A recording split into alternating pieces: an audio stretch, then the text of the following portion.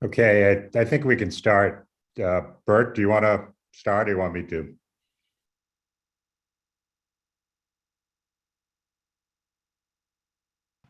Can you hear me?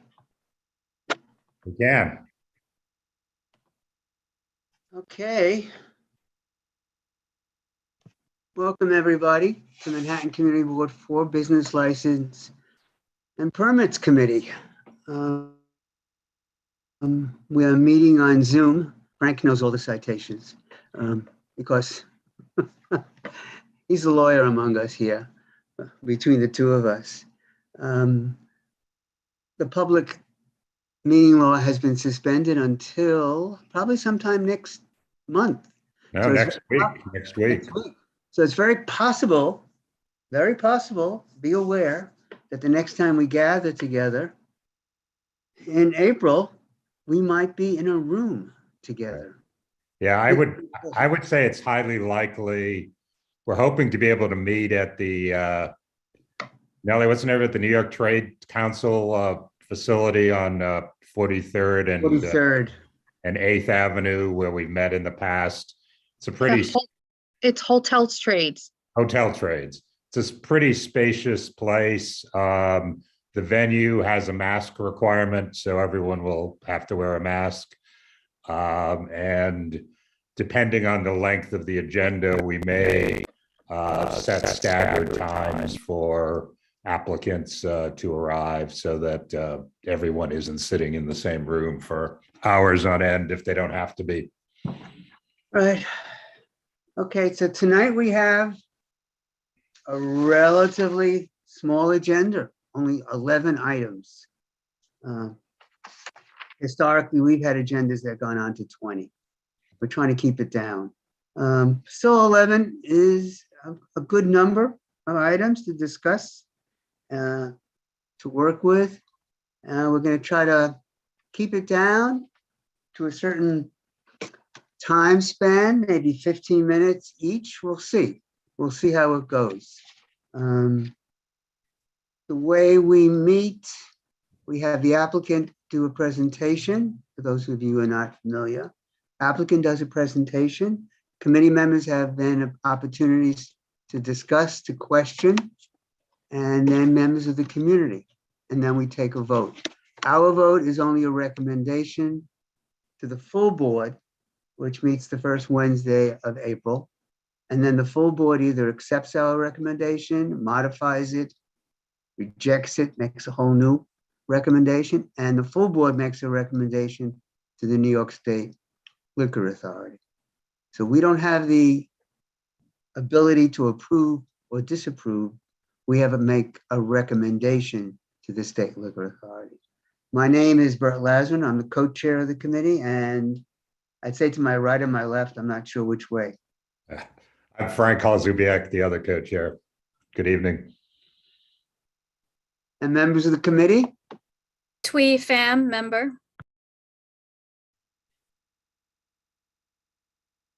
Wendy Gonzalez, member. Oh, sorry. I knew that was going to happen. Let me hand it over to Kerry next. Did you go, Mike? Yeah, Mike Noble. Carrie Keenan, member. Wendy. Wendy Gonzalez, member. Candace Hewitt, member. Jesse Greenwald, member. Tina Nelson, member. Ted Arenas, member. Peggy Co, member. Christine? Christine Birthday, member. Ralph Walker, member. Okay, we're all here now. So I'd like to go, Frank, would you want to say anything additionally? No, I think I covered everything. Just remind people that the meeting's being broadcast live on the Community Board 4 YouTube channel, and it will also be available on video thereafter. Okay, so let's proceed. Tonight, we usually subdivide our agenda by types of applications, but tonight all are the same. They're the new liquor licenses for wine, beer, and cider. Okay, So our first item on the agenda is 75 9th Avenue at 15th Street, Bar Suzette. As the applicant here. Yeah. Oh, Bert, before we start, in case there are members of the community here who haven't been to a meeting before, the only people on this screen is the committee and the applicants. As we call each applicant, if you are in the attendee section of the meeting and would like to speak on that applicant, raise your hand, and Nellie Gonzalez, our assistant district manager, will move you into the meeting at appropriate times so you can be seen and heard by the committee and the applicant. Thanks, Frank. Good. Okay. Applicant for 75 9th Avenue.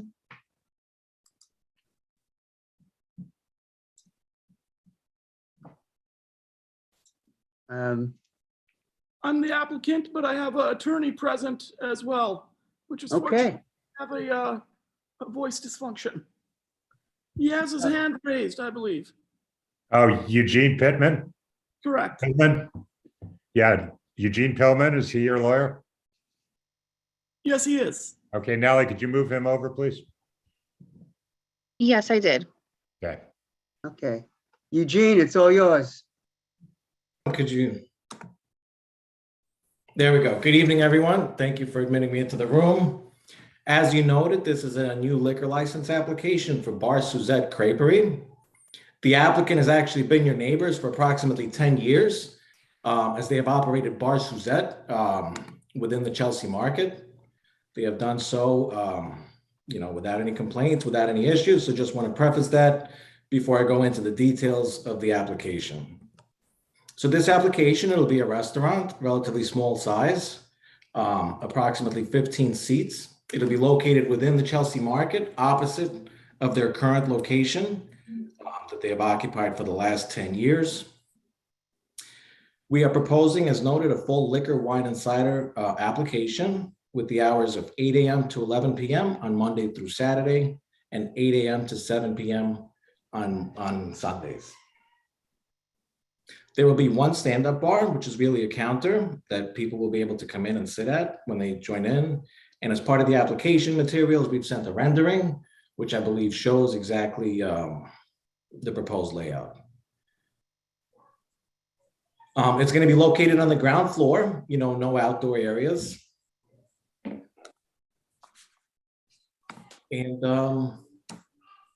And that's essentially it in a nutshell. If anyone has any questions on this application, we'd be more than happy to answer them. Bert, I don't have any comments. Do anybody from the committee?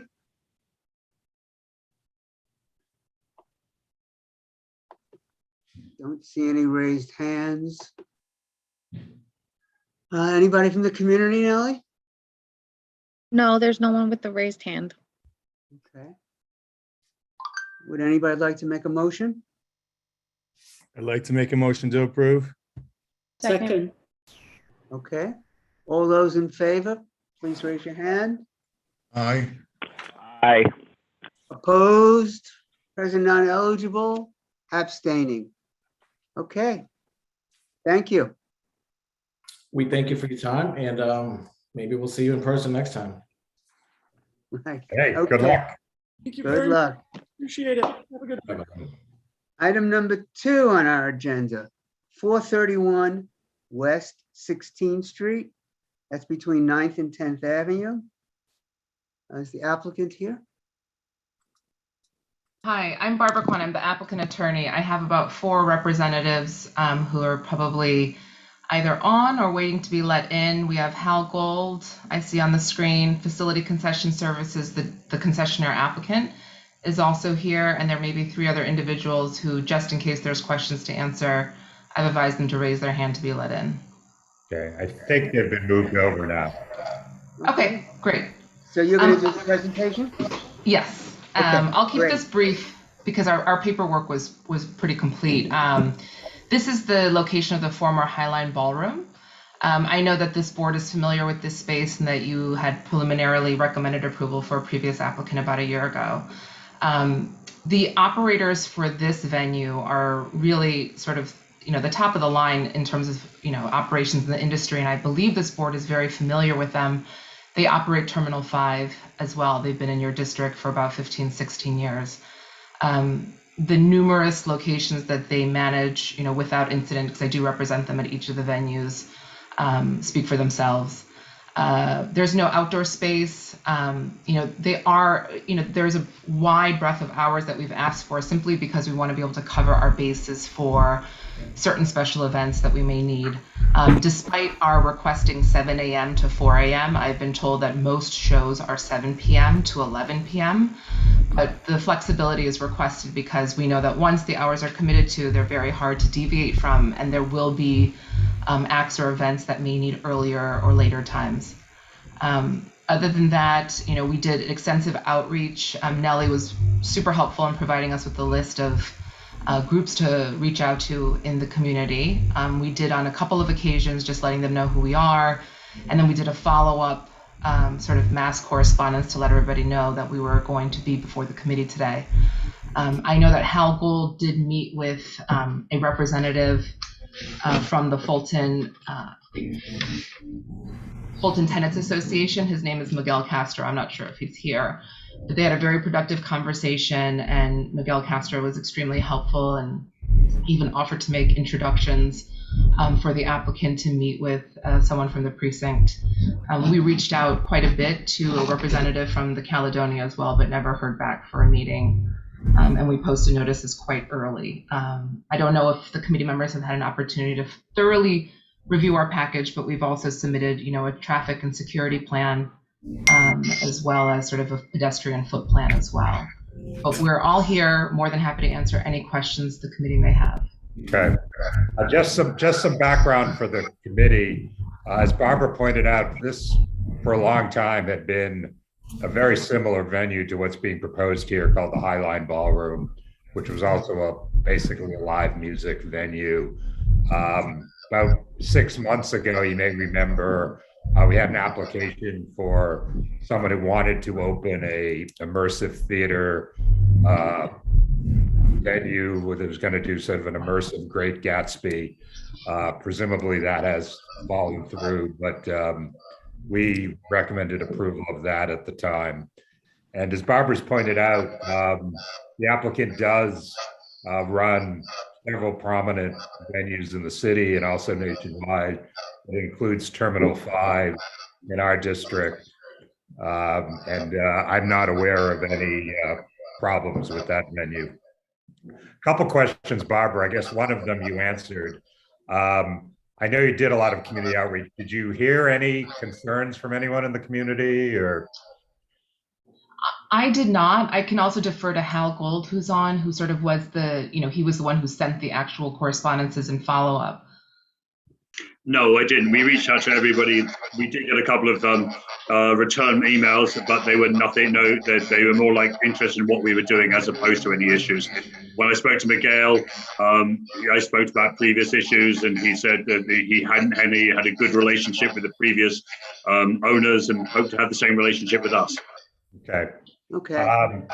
Barbara, one question. I see you say you're going to use promoters occasionally. I guess my question is, what does the term promoter mean to you, and sort of how will you be using them occasionally? I think Hal would be the best to answer that question regarding promoters. Yeah, sure.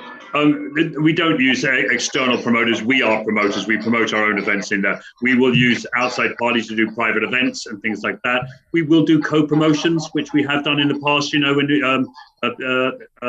so we are private events, which would do that, which are, but we do not do sort of external promoters, from who do parties or dance nights. Things like that. Okay, so you won't be having events that are sort of, that you're not involved in, that are solely promoted by a third party.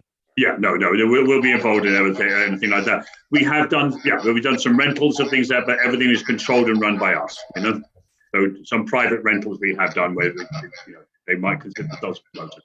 All right, thank you. Kurt, that's what I have. Okay, that's an important question. Thanks for your answer there. We have 3 committee members I see have their hands up. Mike, Jesse, then Christine.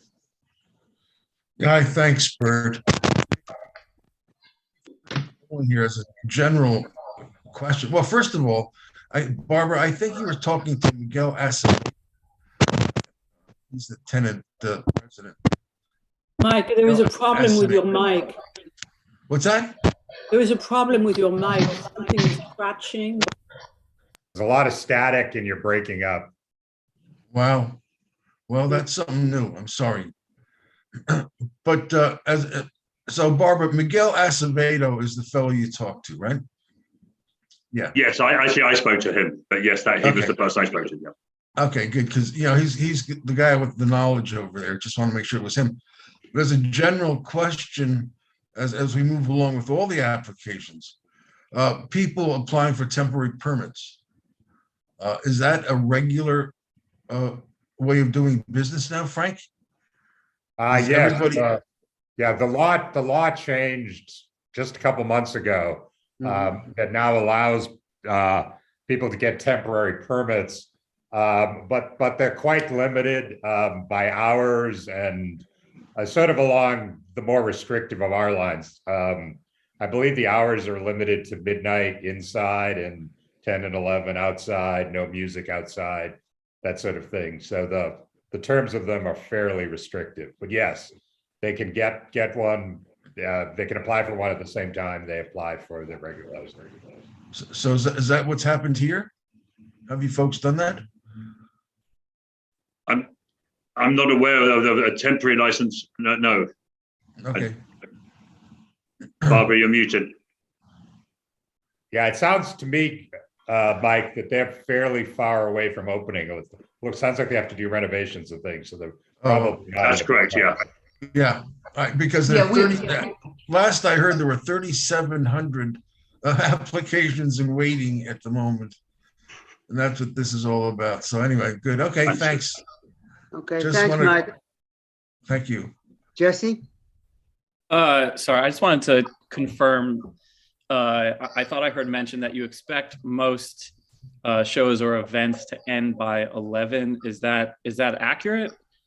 Yeah, I would say 85–90% of our events would end 11 or so. Our usual hours for concerts, which is what we'll be doing the majority of, would be 7 o'clock doors open, 8 o'clock first band, break, and then 9 o'clock a second band, and that will be wrapped up by 11 o'clock is our usual standard. Yeah, I mean, I've definitely been to your other venues, Terminal 5, Webster Hall. Yeah, great venues, big fan, and most of the time there are concerts, and I think that timing lines up. But I know you, especially in Terminal 5, you do hold parties that definitely do, I think, go later than that from time to time. And I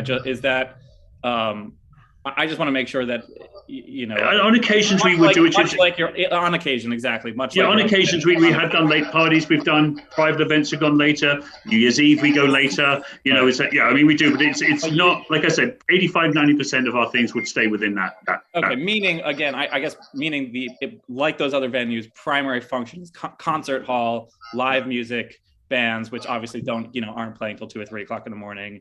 I'm buying a ticket. I'm going to see a show. I'm out by 11. That's usually what happens when we go see a concert. Yeah. Awesome. All right, great. Thank you very much. Okay. No, sure. Thanks, Jesse. Christine? So yes, two concerns about the traffic and queuing. There is a building next to you which is occupied by electrical companies and other industrial companies, and in the past there have been a lot of friction between the trucks or the trucks which are coming for the purpose of the shows and the encroachment on parking and loading for those companies. And so I was wondering what you are going to do about that. This venue is going to be run very similar to Musical of Williamsburg. So we know the sort of size of event that comes in there. I mean, they're both identical. One's a 650 capacity, one's a 660 capacity. Our format of what we put there is about the same.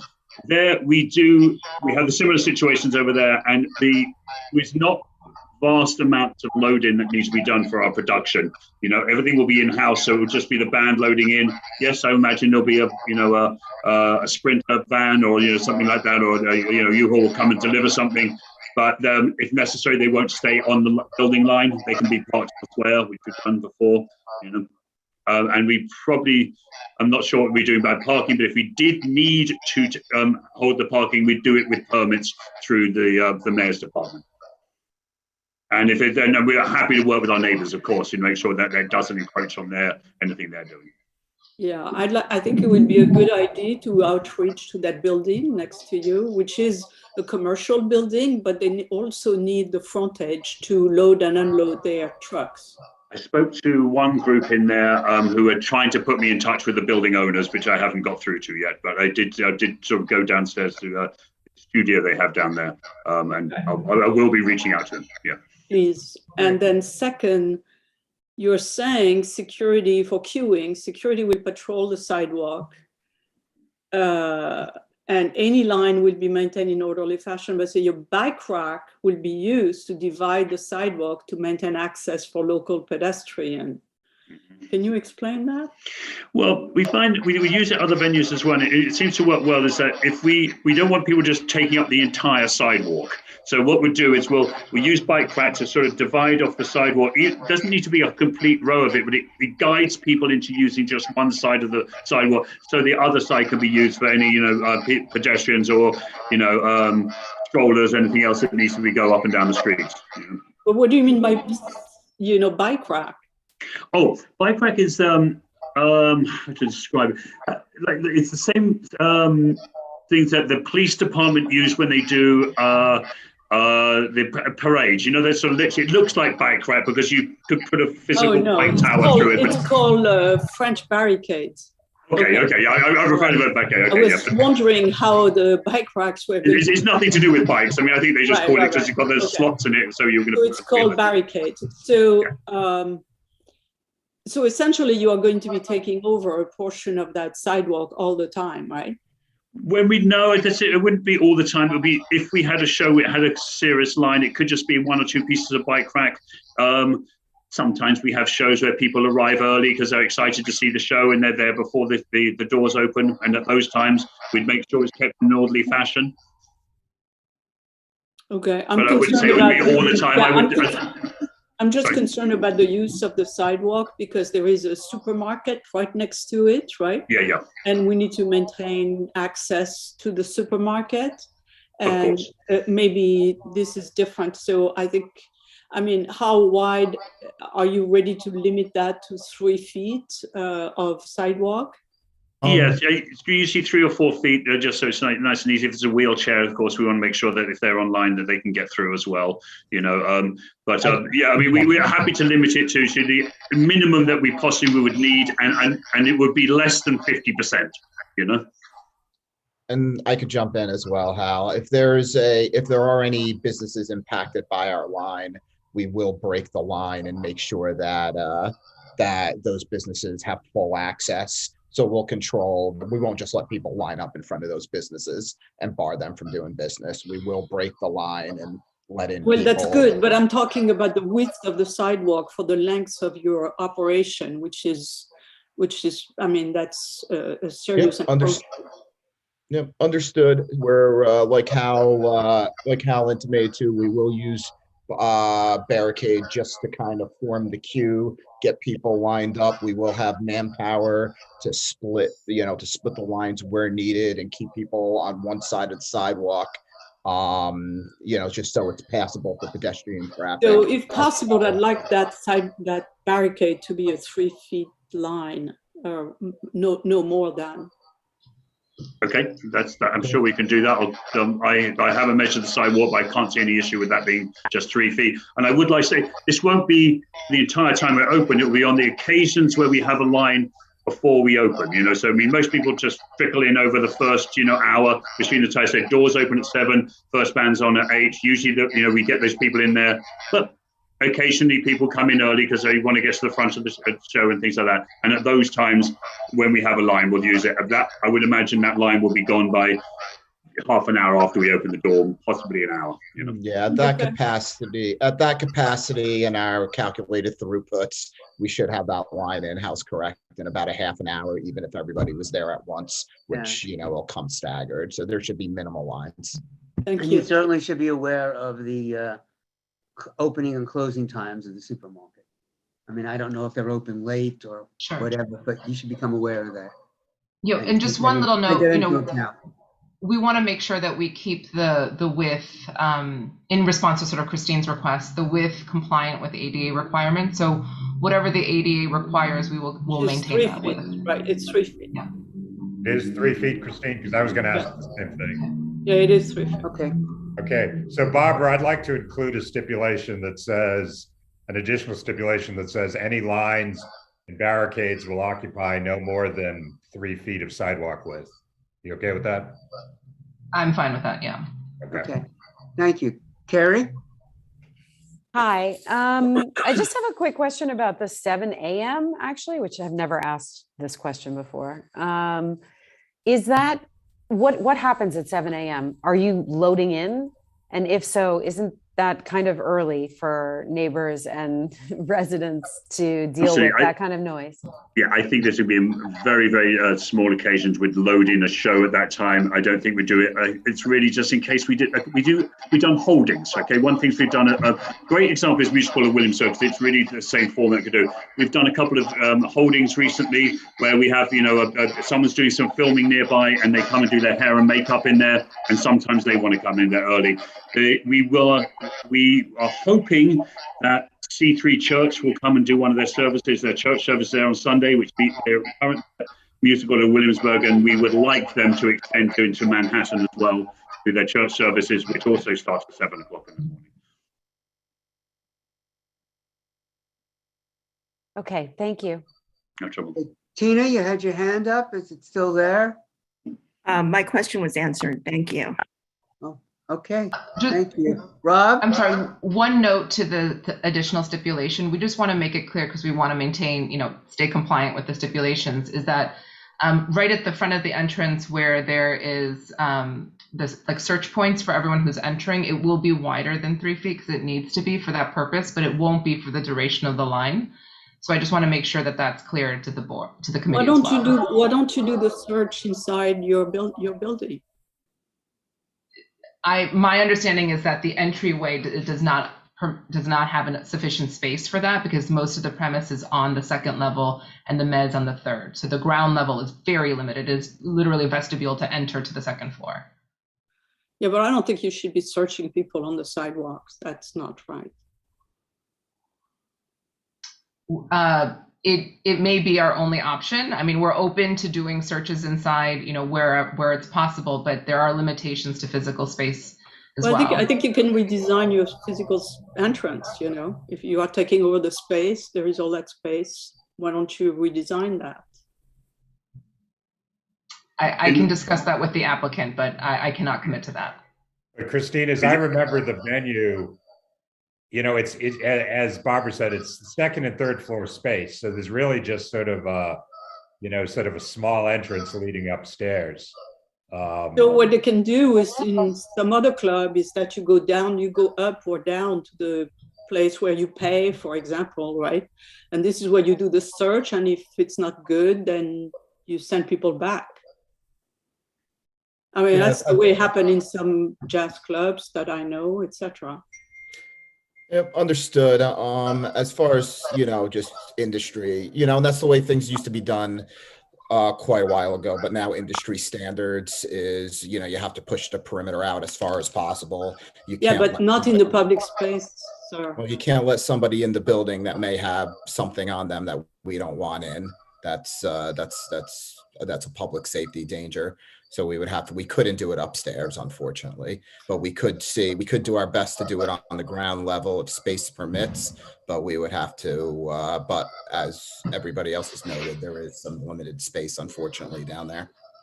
What I would suggest is, Christine has a good idea here. So why don't you discuss it, if you can't give us an answer at this point, discuss it among yourselves, and you have until maybe a week before the full board meeting, first Wednesday in April, to come back with some kind of resolution here.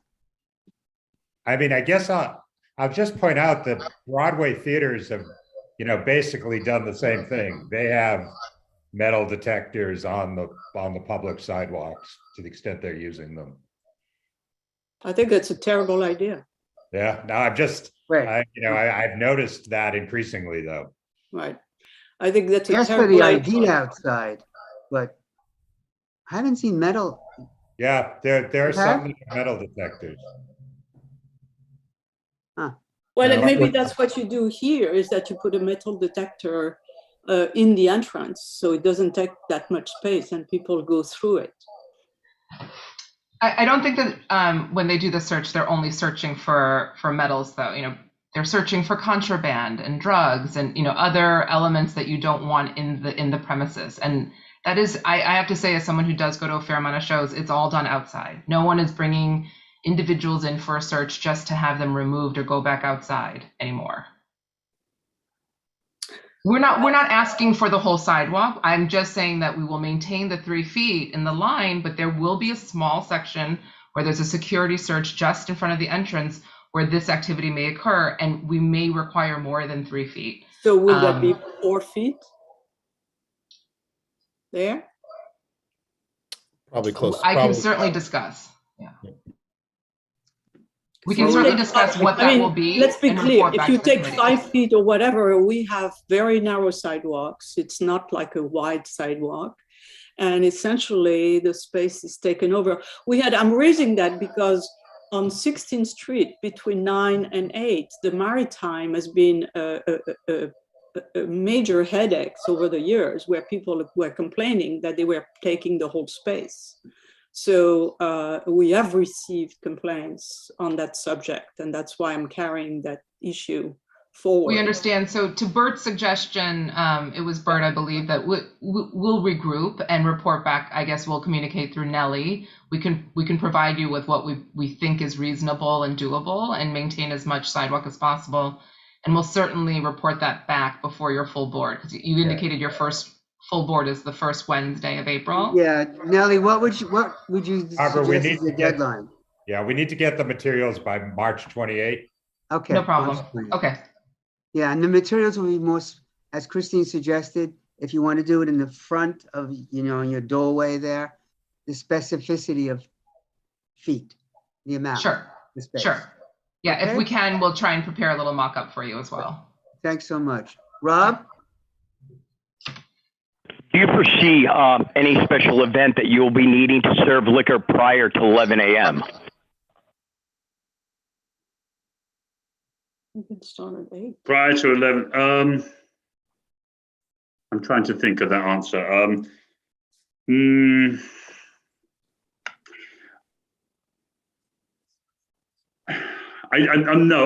to think of what we haven't done in the past.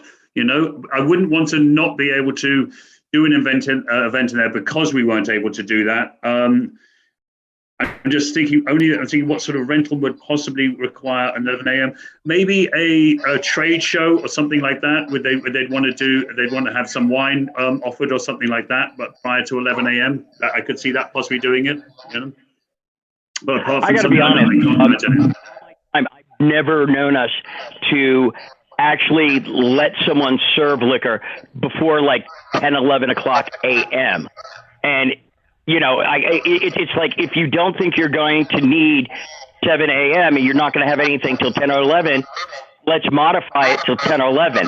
I just don't feel comfortable with you having, a blanche to serve at 7 a.m. if someone wants a cocktail or wine. I can't see an issue with that one now. I would think we were looking at hours of operation, just want to make sure that we were able to open for business during that time, for that. There aren't many times I could see between 7 and 11 we'd need it. And if that was something you stipulated, I think we'd be okay with that. Yeah, if you'd like to stipulate or make the distinction between hours of operation versus hours of alcohol service, we're happy to do that as well. Good. Okay, well, Anybody else? What hour would you suggest? Hal, what is reasonable to you? I know that the speaker, I think Rob said 11 a.m. I mean, One 10, time- 11 again was fine. Actually, I'd say one thing which would would be football matches from different countries, which we've done World Cup, which we have had other things there, but we'd be willing to give that up if it finished. But I think 10, 11 a.m. would be suitable, you know, just so we didn't miss the lunch crowd if we did have some sort of like brunch lunch thing going on. Yeah, if the committee could agree to 10 a.m., I think we could agree to that as well. Yeah. Okay. Okay. Anybody else on the committee? I don't see any additional raised hands. In the community there? SC has his hand. Sorry, Rob? real quick. I think. Oh, I'm you- sorry, Jesse. I didn't No, see it's you. it's actually Okay. my fault for not listening as well as I should, because I think you covered this with Mike already. But what was our what was the discussion around the noise test, the sound check? I know that this facility hasn't been built yet; it hasn't been soundproofed yet or sound checked. But what was the stipulation that we agreed to? Have we agreed to a stipulation on that? No. No, we haven't, because it's operated as this kind of venue in the past. It has. I know. So we're just not. I'm. If that's the case, I'm also not worried about it. But it's just because it's operated like this in the past, so we're not too concerned, right? We are most concerned with places that have not been previously licensed or that are changing their method of operation. Makes sense. I just wanted to make sure that I got it. I know. Good thing to Thanks. raise. Thanks. Right. Anybody from the community, Ally?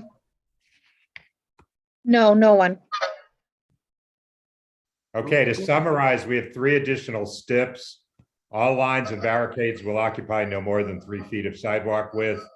Applicant will inform CB4 office by March 28 of procedures for proposed procedures for searching patrons on arrival, and there'll be no alcohol service prior to 10 a.m. daily. Procedure and space allocation. Okay. Okay. Do I hear a resolution with including those stipulations? Yeah, all in favor, right? Yeah. That you're making the resolution, Christine? Yes. Okay. And I think And a second? Carrie is doing a second. Carry a second. Okay, all those in favor? Aye. Opposed? Present not Nay. eligible? One, Rob, you were opposed? Yes, I am. Okay. Present not eligible? And those abstaining. Okay. Thank you very much. Move Thank forward. you. Thank you. Bert, before you call the next applicant, I wanted to point out to the committee that agenda items 3 and 4 are both on the same block, the east side of 9th Avenue between 41 and 42. They're actually only a couple doors apart. The first agenda item 3, Clinton Craft, was before us last month and postponed to do some community outreach. Agenda item 4 was a previously licensed Irish bar. We still need to consider these individually on their individual merits, but as part of that consideration, we can take in the, general environment and licenses around each particular applicant. So part of that to consider in each case is that there is another applicant at the same time here. Okay. Who is the applicant? Let's go to number 3, 568 9th Avenue. That's the Clinton Craft. Hi, Ravi Sharma, attorney for the applicant. Principal is here as well. Where are you? Jimmy Carboni, there he is. How are you?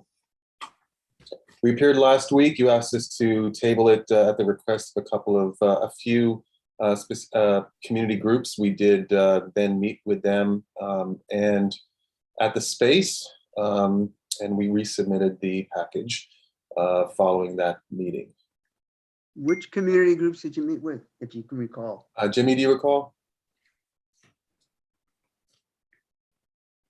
Unmute yourself. Hi. Yeah, I met with some community representatives, including Christine, and she brought Kathleen from a Hell's Kitchen group, and John Mudd and Laszlo. And we talked extensively about the project and the space. I'm happy to talk further about it. We did listen to their recommendations. One of the biggest that we're responding to is they were concerned, as I was, that there was no good place to get a coffee in that neighborhood. And they specifically requested daytime hours. And we've come back with that we will have someone running a coffee bar with light food in the daytime hours, which we've added to our application. That's your opening at 8 a.m. Yes. Okay. And that was, again, direct response to the meeting and realizing that just how important that seemed to be one of the bigger issues was having an active storefront that is open in the daytime. And we agreed to that as long as the other conditions are met in our application. And just to also note, this is not, even though it's new for the space, we're a removal. I mean, we're an existing license in the East Village. The roots of it go back to, I had opened there in 2005, Jimmy's number 43. So we have an excellent operating record. And we're only talking about a 74-person capacity. We're talking about just bringing, a good vibe to this neighborhood. Yeah. So thank you. As I understand it, though, your East Village application with this particular method of operation didn't actually open. Is that correct?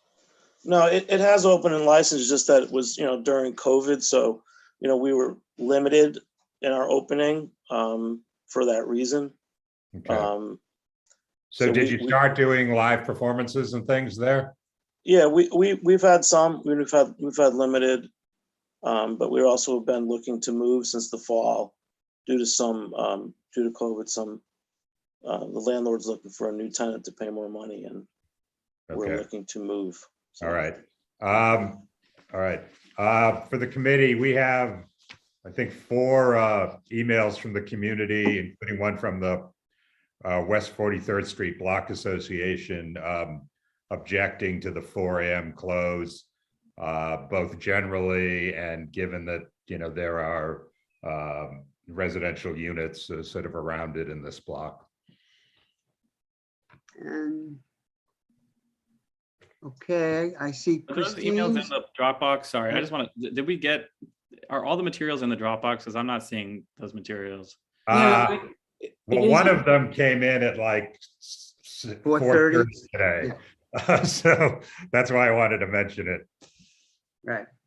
Okay, Christine, Ted, Tina. Yeah, so we had a good meeting.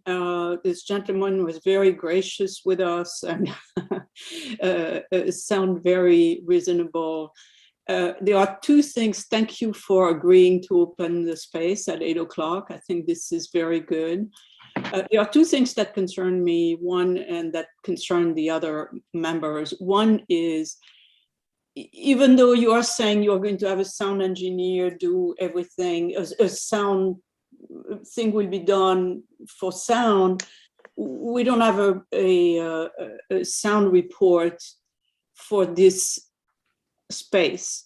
And there are 2 aspects which are concerned. One is that this space has never been licensed before, nor has ever had entertainment, music, anything. So, I think and then on the 2nd floor, the space is really taking over half of an apartment. So I don't know what is the sound traveling with the other side of the apartment. I don't know whether that separation is really a strong wall or just a very flimsy wall. So I would think that we really need to see a sound, review of both floors to take into account the things that have not had happened before. And that based on that, there should be an adherence to the recommendation. I think without that, it's really problematic. And we have had in the past a lot of issues, as Frank said, with areas which were not licensed for music, and then you put the music in and everybody says, oh, it's horrible, we never thought about that. So I think that's the first concern. And then the second concern is the 4 o'clock close. You know, this is a new operator. It's a new place which has never been licensed. And I would feel so much better if it was a 2 o'clock, and then, you know, after a little test of some time, you come back and say, okay, now it works. Let's see what we do. So that would be my 2 recommendations. And I would just add that if requesting a sound report, it would be helpful if we could do that by the 28th deadline of the month. That would be within 2 weeks. Okay. Do you want me to address that, or do you want me to wait for the other comments? Why don't we hear from the committee and then you can address them? Ted? I was just going to say exactly what Christine said on both parts, so I'm not going to stretch out this meeting any longer than Oh it my has. God, Ted is saying the same thing as I said. What's wrong with this picture? That's good. That's good. Okay, thank you, Ted, for considering time. Tina? Yeah, I actually, like Ted and like Christine, I definitely had the same problems. What was really confusing about this property is there really someone on the second floor that is actually living there now? Well, again, you know, I wanted to address what Christine said. It's not an apartment upstairs. It never has been. The fact that the prior proprietor decided to live in a kitchen was his choice, but that is not an apartment upstairs. No, but wait, that's not street easy. There is, that space is split in 2. So the back of it is part of the property and it looks more like a kitchen, right? But the front of the property, we really don't know. We didn't have access to it, but it looks like the rest of an apartment and we don't know what it is. But that's not the premises in question. No, but it is adjacent to it. It's like, you know, if you were saying. The question is it inhabitable? Right, my kid is inhabited? living on the other side. I mean, you know, I don't know who is living on the other side of that wall. Well, where are they at this meeting? Can I just the phantom person living in the apartment that no one's really even sure it's an apartment. So where are they? Okay, hold on. Okay, Tina and then Rob. The reason why I'm so confused is I wanted to figure this out. So I went on Street Easy and it appears that there is a photo of an apartment, unless I'm totally losing it. And they were renting it out 3 months ago, or there was some suggestion it was. So I'm totally confused about this property, given that I put in that address and there were photos. So that is my concern. Okay, thank you. Rob and then Mike. I just want to make sure I've got this right. It's 566 9th Avenue, correct? Yes. Yeah. 538. Okay. Well, now the hours. It says all days. Is that 8 p.m. to 4 a.m. or is that 8 a.m.? 8 a.m. 8 a.m. 8 a.m. Okay. Like we just went over with the other one, I mean, are you planning on serving liquor at 8 a.m.? Nope. Rob, this is just let me clarify. This is, they wanted to start at 6 p.m. Okay. And the community said, why don't you keep open, not serving necessarily alcohol, starting at 8 a.m. we can have a coffee shop. And so that's what they have agreed to. The intent is not to serve alcohol at 8 a.m. It's a coffee. Okay, but would they agree not serving alcohol maybe to like 10 or 11 in the morning? If not later? That's not a problem. Not a problem. Yeah. Yeah, they weren't even intending originally to be open at the time. Right. That wasn't their intent. This was in terms of talking with the community and what the community wanted, and they were agreeing to it because the community did not want a sort of a dead spot on the street walking by. Mike and then Twee. Yeah, as to this split apartment, talking about outreach and all, I mean, did you put a notice on this person's door, whether there's somebody living there or not? I'm pretty sure the notice was pretty papered. in front on the board. Jimmy, you can speak to that, but I think I don't think there's an issue that that there's somebody that's in the building that doesn't know about this application. Yeah, I mean, we papered for the last community board meeting that we were at a few weeks ago, and for this one, we are in contact with the super and the property manager. Everyone is excited to have us open. No, it sounds great, but I must tell you, this is one bizarre scenario that I'm looking at here. Yeah. Never heard of anything like this.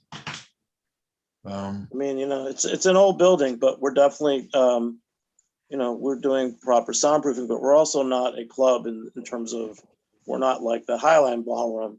Whatever music we have is going to be just ambient. We're more of a lounge restaurant type place. I mean, just so you know, as well, I operated at 4 a.m. since 2005 in the East Village, and we've had performance always throughout the years. That's why we're doing this. Have you thought about renting that apartment entirely? That's something to talk to the partners about, but I think that it's a separate space, and we've been told by the landlord, and we're confident that there's not an issue. It's also, again, our volume is not the issue. It's more of a chill hangout kind of lounge restaurant. We're not a dance club. We're not a club in that regard. Okay. Okay, thanks a lot. Thank you. Jimmy, you seem to be saying two different things, though. You're talking about background music, but you're also talking about live performance. And live performance, would never be at a background level, right? No, it's not like that. It's think of like, something like karaoke, or someone gets up and plays a ukulele. I mean, the kind of things that we've done over the years have been very, mild. We've had a cappella groups. It's like, a gay cabaret doing something.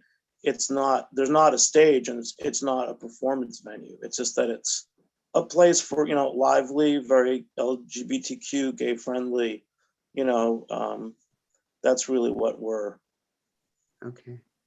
about. It's a nice place. Think of the birthday party that you like, that you want to be at. This is what this is. Thanks. We need to move along. Yeah, I was about to suggest that, Frank. We have 4 more committee people have their hands raised, and it's 7:24 already. Okay, and we're only on item number 3. Yeah, I don't want to harp on this, but I've never known karaoke to be ambient. So, I mean, everything was circled, and, that was, one of the questions I had, but not to go over it over and over again. Okay. That was a question. Okay. I wanted to make a recommendation, since they don't know if a tenant is living on the second floor or not. They must have a relationship with the landlord. So why don't you have the landlord give you the key and actually do the sound test in there, because it's going to be a lot louder for that person's apartment if they choose to rent it out in the future, rather than just not doing a sound test at all to see what you're going to need to have done. And that's probably actually going to be the best reading for you to get the best soundproof reading for any of the tenants. And it's probably the most crucial, because it'll be louder in that apartment than any other one above it. So I would ask the landlord to give you the key to do that if the community board wants to push this through. Well, if we're going to have a sound study, which we're asking for, that would be part of the sound study. Good idea. Carrie and then Candace.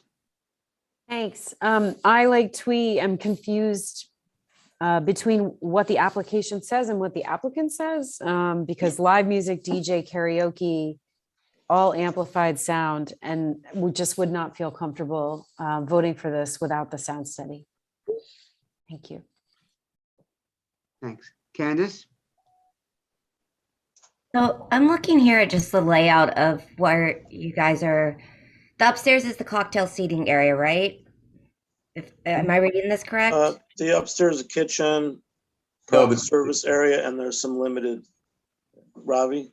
The cocktail seating second is the mezzanine or the second floor, right? The little square that's on the second page. So there's a Okay. larger diagram which shows the front door on the street, the vestibule leading to a bar. Then there's seating, there's a ramp up to a performance area, which is very small. It's not a stage. There's more seating, coat check in the back, the bathrooms are in the back. And then there's some stairs on the right that go up. The stairs to the second level is labeled on the map. And upstairs is a small cocktail seating area for 16 people.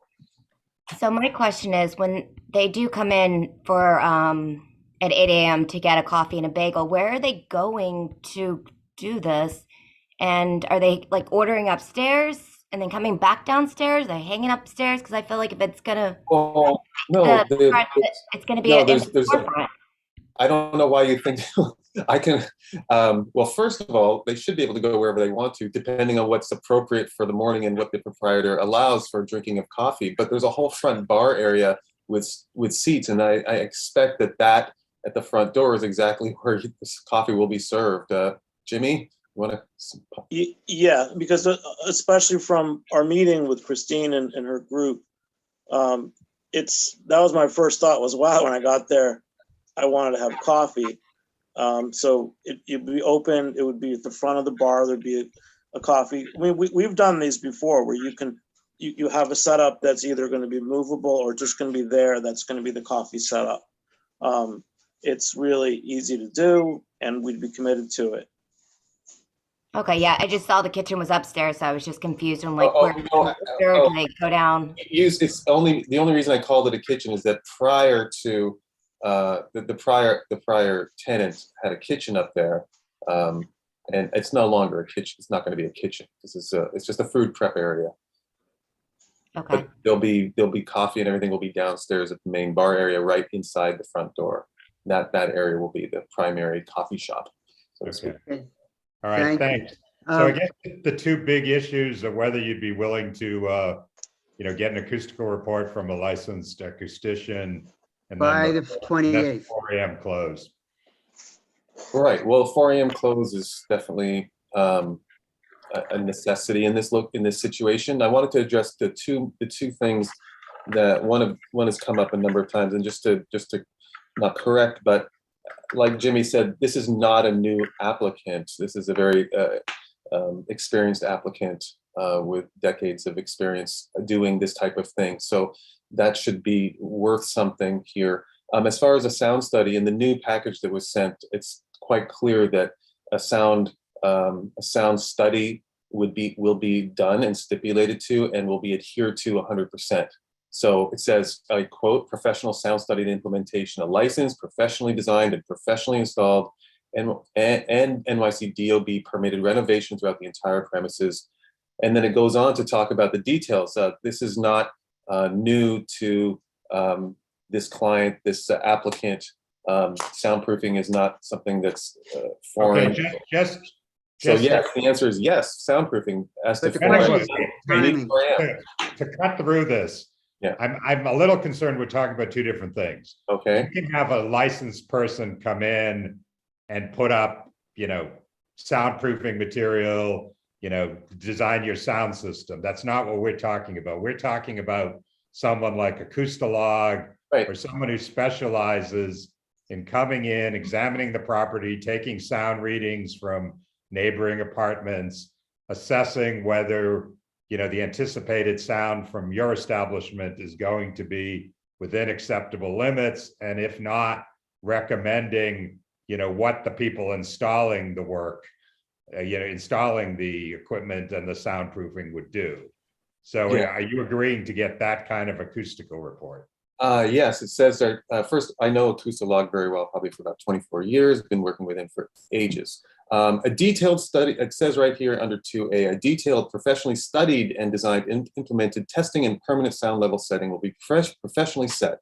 So yes, these are the words that you're looking for. Okay, so to phrase it the way we do, we'd like a stipulation that says applicant will submit an acoustical report from a licensed NYC approved acoustician to the CB4 office by 3/28, and you'll agree to implement all the recommendations of the report. You okay with that?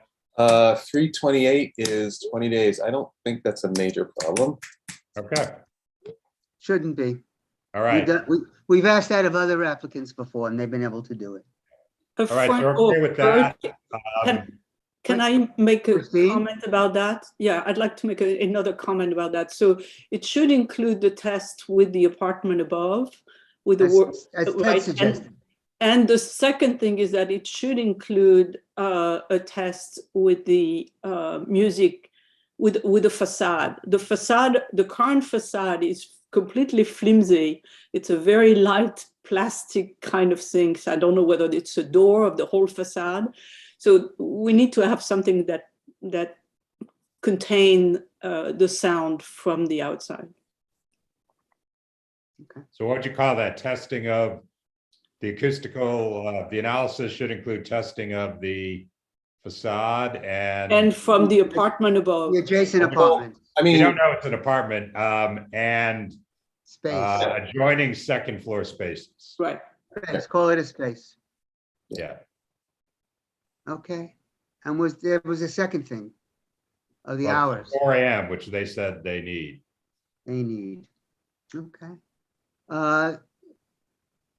Nellie, does anybody from the community have a hand raised? No, there's no one. Okay.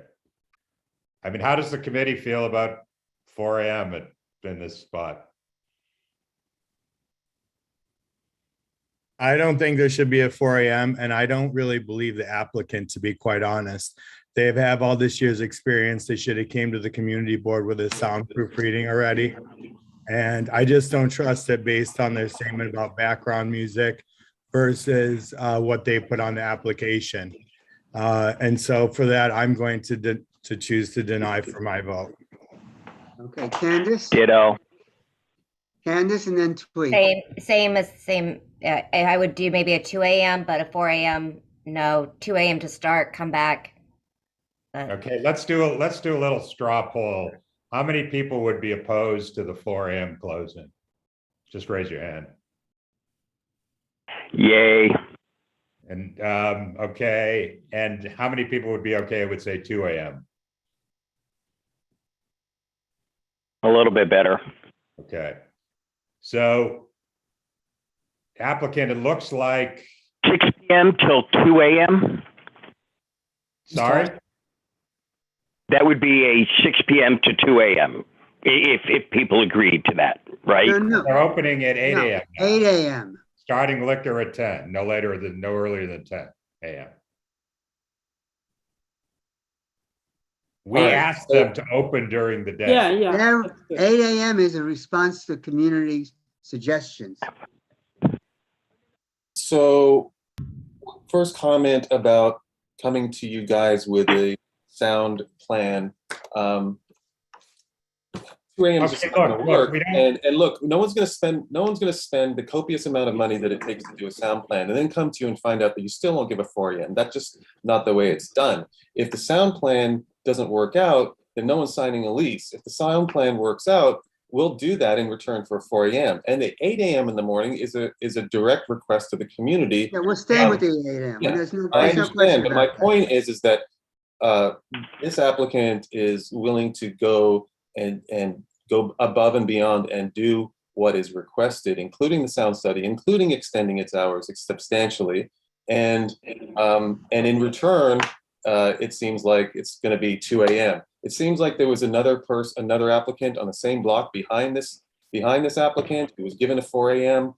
In a location that's been closed for 2.5 years, and I'm not seeing how this is fair. And I'd like to see what you guys do down the street as well. But 2 a.m. it's not possible. We're suggesting 2 a.m. as a start and then come back after there's some track record. Because a track record of operation in someplace else in another neighborhood has nothing to do with the track record of this particular site. Right. And this site has never been previously licensed, which is the chief concern here. Never been licensed before. It's been a store that sold coffee beans. And still will be selling coffee if we have our way. But I mean, it never had, any kind of significant people sitting down in there making any kind of noise. Or alcohol. Yeah. So it seems like my read of the committee is that We would vote to recommend denial with the 4 AM, but would recommend approval with 2 AM and the other stipulations. So what would you like us to vote on? Well, maybe they should take some time away and then come back, or You want to come back later in the meeting? You can vote on that, and then my client can make a decision whether or not they would accept it. But there's, I'm telling you right now, it was That's not the way. vote on 4 AM. That's not the way we proceed. Oh, really? If you will agree to 2 AM, we will vote on 2 AM. If you won't, we will vote on 4 AM. Now, if you'd I like have to no discuss authority that to with agree the to 2 client- AM. Sorry? I have no authority to agree to 2 AM. Sorry, guys. but that's what we are saying. Why That's what don't you suggested, go yeah. and make a phone call between your partners and then come back later in the meeting? We'll be here another couple hours.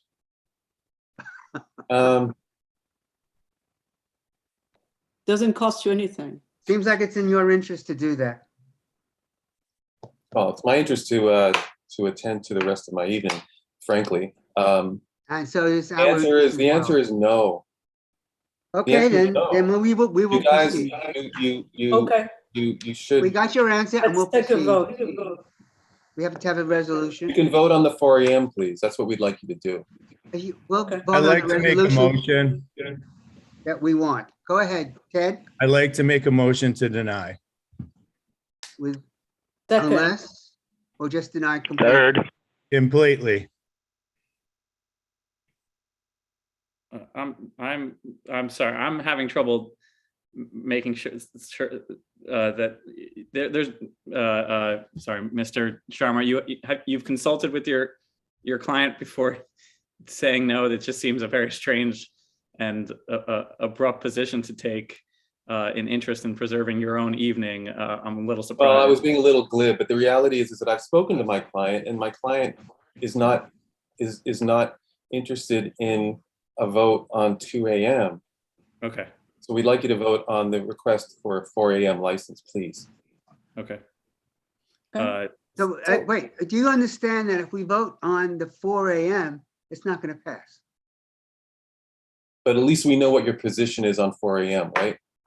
Correct. Okay. Well, let's vote. Sorry, do we stipulate still the sound report? Okay, No, we're just recommending denial flat. flat. Okay. Wait, why would we want to do that rather than denial unless? Well, it's not unless, because the denial It's not. unless is our They usual. wouldn't, they're not going to sell, they're not going to sign on Right. for those stipulations. No, there is no unless. We would sign off on the Right. stipulations if he gave us the 4 o'clock. There's no question of that. Yeah, we heard that. We heard that. Yeah. Thank you. For sure. So I'm seconding Ted's recommendation, motion.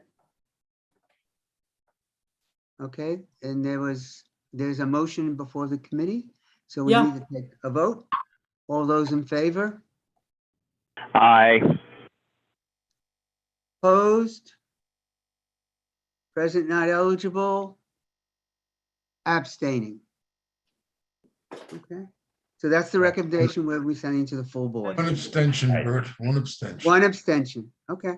And just to explain to the applicant, this will, as Bert said at the start, this recommendation will be presented to the full board on April 6th. The procedure at the full board is a little different, but anyone, including any of you folks, can address the full board for 2 minutes apiece during the public session at the start of the meeting. So, if the representative or the client wants to speak, you can sign up to do that and speak at the start of the meeting. Thank you. Okay. Thank you very much. Thank you. Okay, thank you. Item number 4. Oh, wait a Time second, check. Bert. I was going to ask for volunteers. Anyone on the committee want to take a crack at a denial letter? It's a pretty easy I wanted to. denial letter. Yeah, I'll work with you. I'll give you some precedent. Great. You got a Tina, right? Thank you, volunteer. Tina. I'll email you tomorrow. We can talk about it. Thank you. Okay. Doing a time check, it's now 7:40, 20 minutes to 8. We're on item number 4 out of 11. Okay, 574 9th Avenue, Yes, we're here.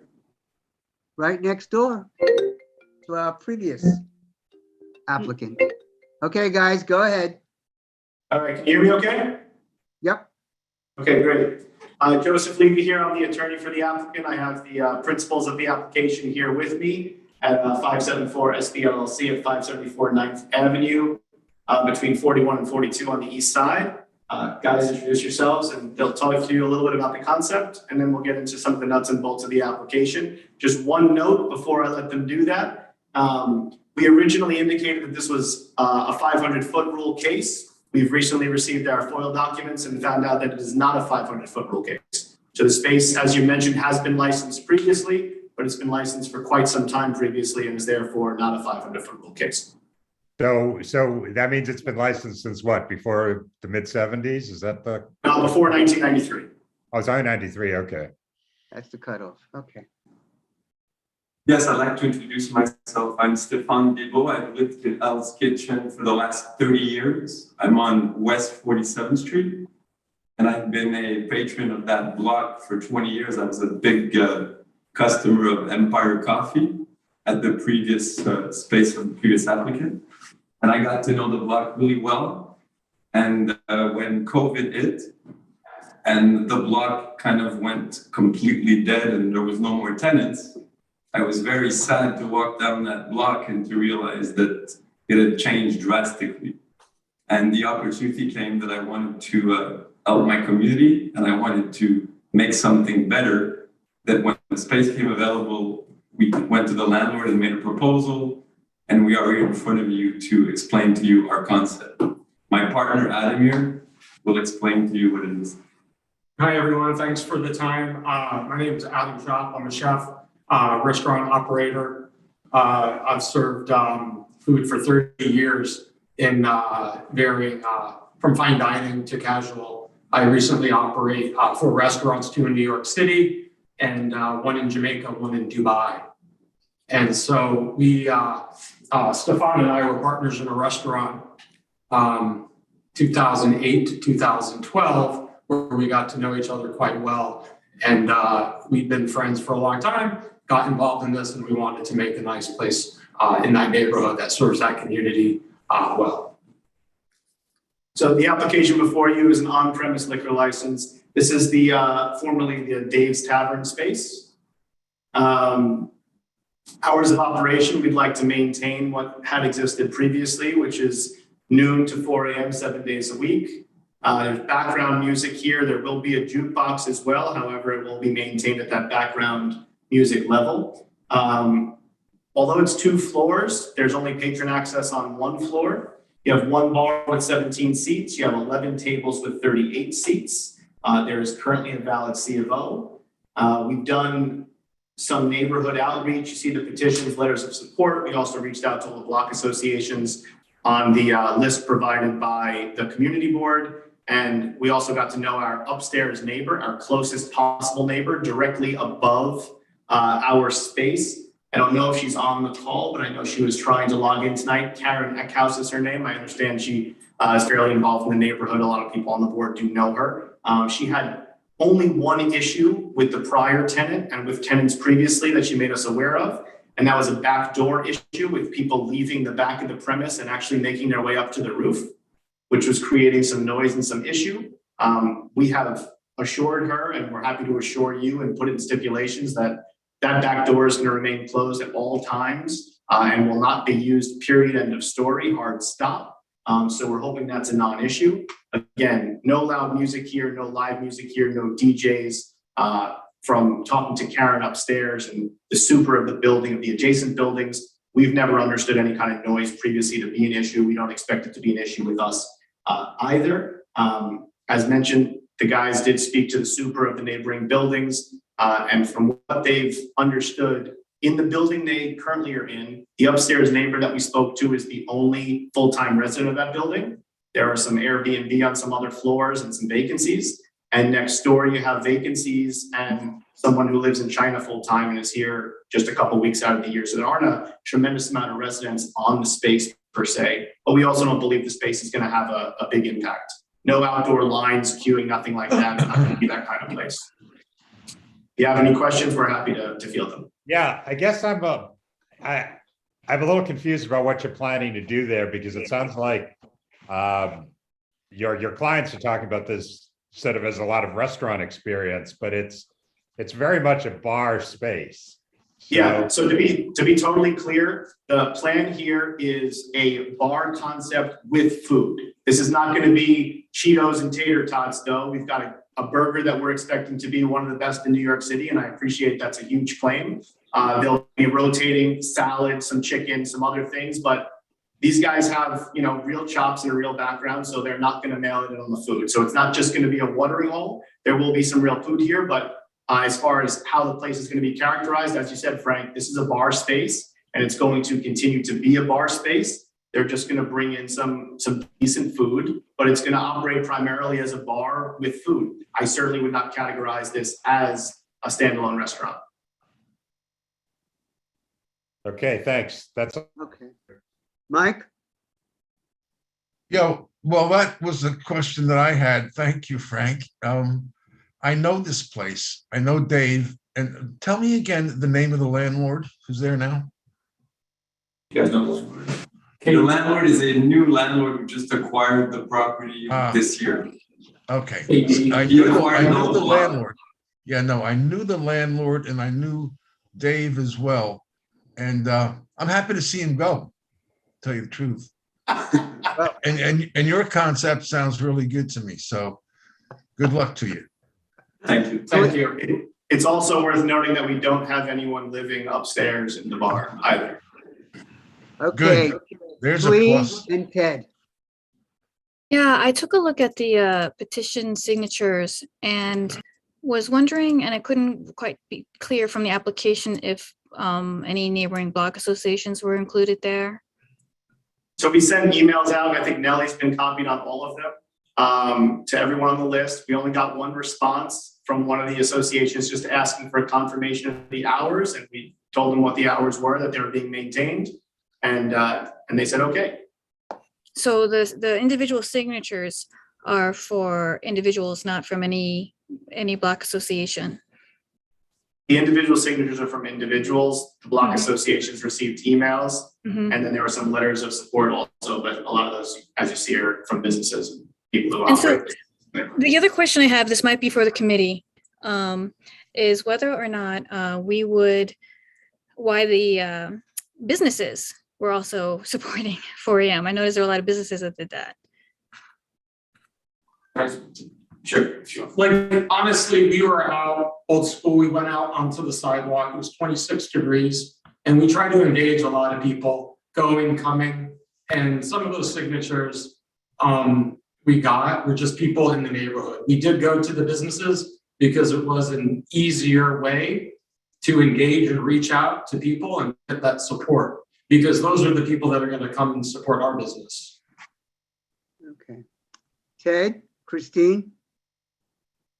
I think Ted was there. Right? Okay. Yeah, Ted. I was gonna just ask the question because the last applicant we had so much pushback on the hours from the local block associations and whatnot. So I was just wondering if the outreach was given enough to these people to figure out why they were so against, the hours being, 4 a.m. there and not with this applicant. So that's kind of my question is if you reached out to the same amount of people.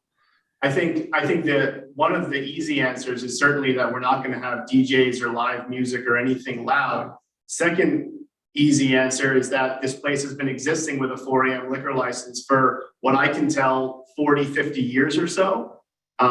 So, again, we're not doing anything new. We're not trying to license an unlicensed space. And we're very much trying to keep within the bounds of what had been there previously and just kind of give it a bit of a facelift and a modernization.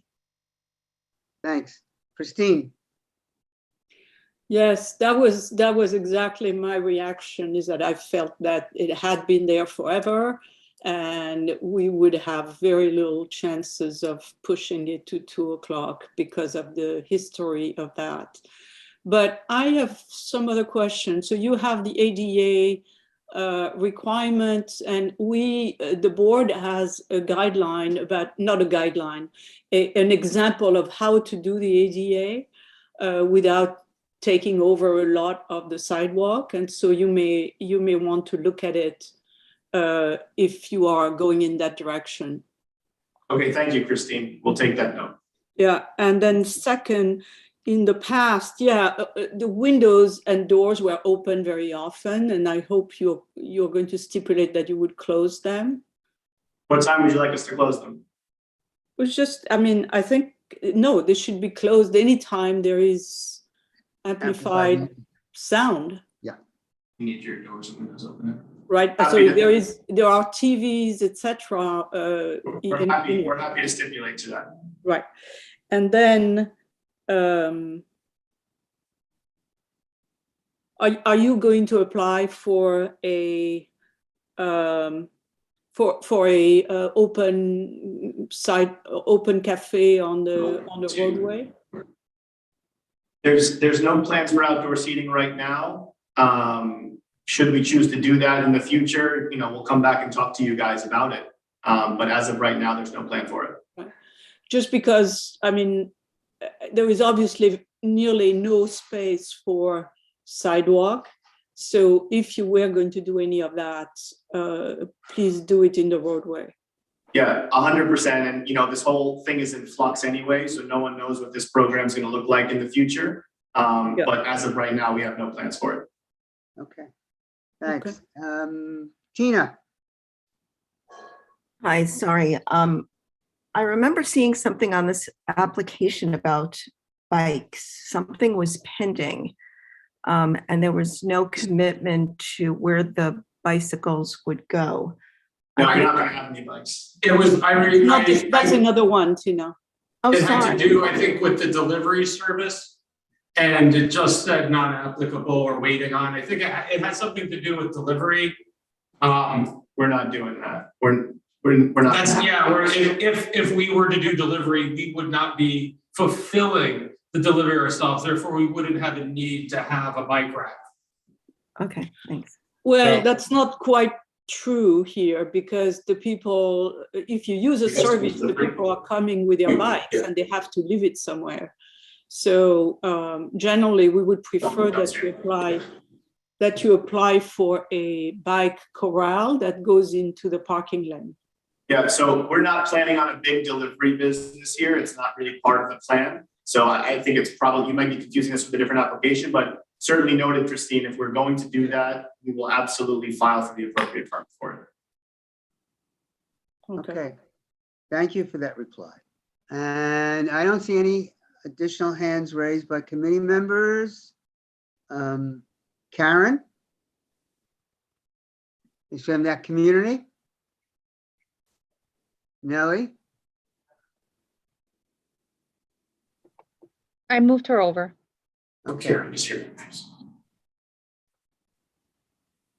Karen, do you want to say something? Can you hear me? Yes. Okay, I apologize. I was having some technical difficulties. Yes, I'm the apartment directly above this premises. I've been here through multiple landlords and the previous tenant. I spent some time speaking with Adam, expressing my concerns. The primary concern was the emergency exit access, and him and I have discussed it. I would like to speak in support because I am convinced that he has convinced me that they are taking the community into account. So I think, considering what has happened in COVID and the majority of storefronts on this block being shuttered, I think an establishment like this would really go a long way to not only revitalize the block, but also provide for some safety, considering what has gone on in the past couple of years, and there being, no traffic on the block. It has really degenerated. So I think having an establishment like this would be beneficial. If they are committed to addressing the concerns about sound and emergency access, I'm in full support. Thank you, Karen. Thank you. Wait a minute. What do you mean by emergency access? It's the The back door, Christine, right? Yeah, the back door. There were patrons Okay. who were climbing up to the roof. And what But- about the sound? The sound is just general and needs some soundproofing. You know, it would be at acceptable levels, and then the bartenders, the louder that the crowd would get, the louder that the music would get. But if we can settle on a maximum level, then it is perfectly acceptable to me. And we don't even need to do that because we're doing background music, period. And we're happy to stipulate to that. All right. Is All right, anybody else so- from the community, Nellie? Okay, Frank, would you want to summarize the stipulations? Yep, so changes to the form on page 1, the answer to does the 500-foot rule apply is now going to be changed from yes to no. On page 5, the 2 questions about closing doors and windows, they are now agreeing to close all doors and windows whenever there's any amplified sound inside, and also to close them no later than 11 p.m. on Friday, Saturday, 10 p.m. on weekdays, even if there is no amplified sound inside.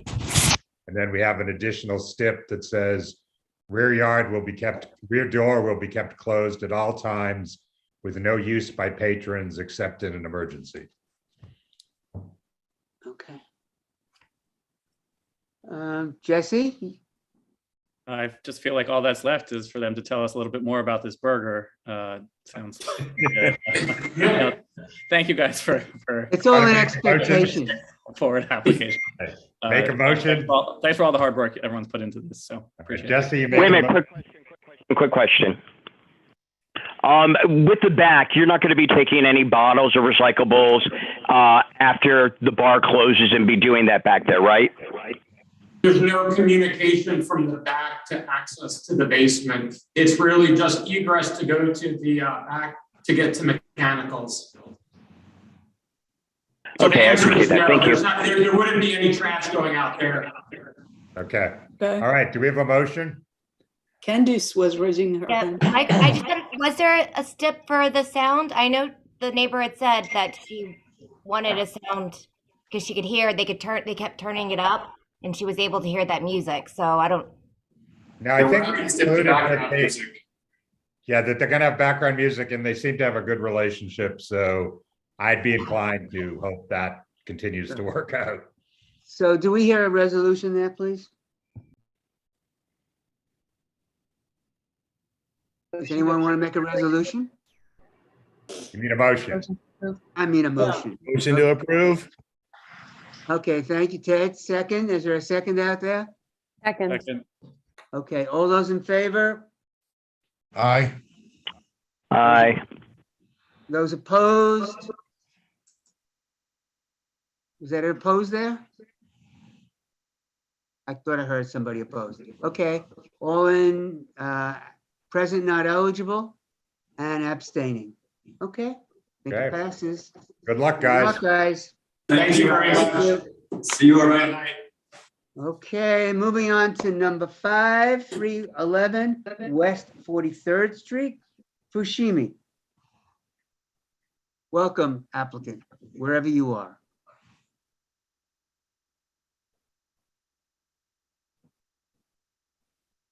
It's 8 o'clock.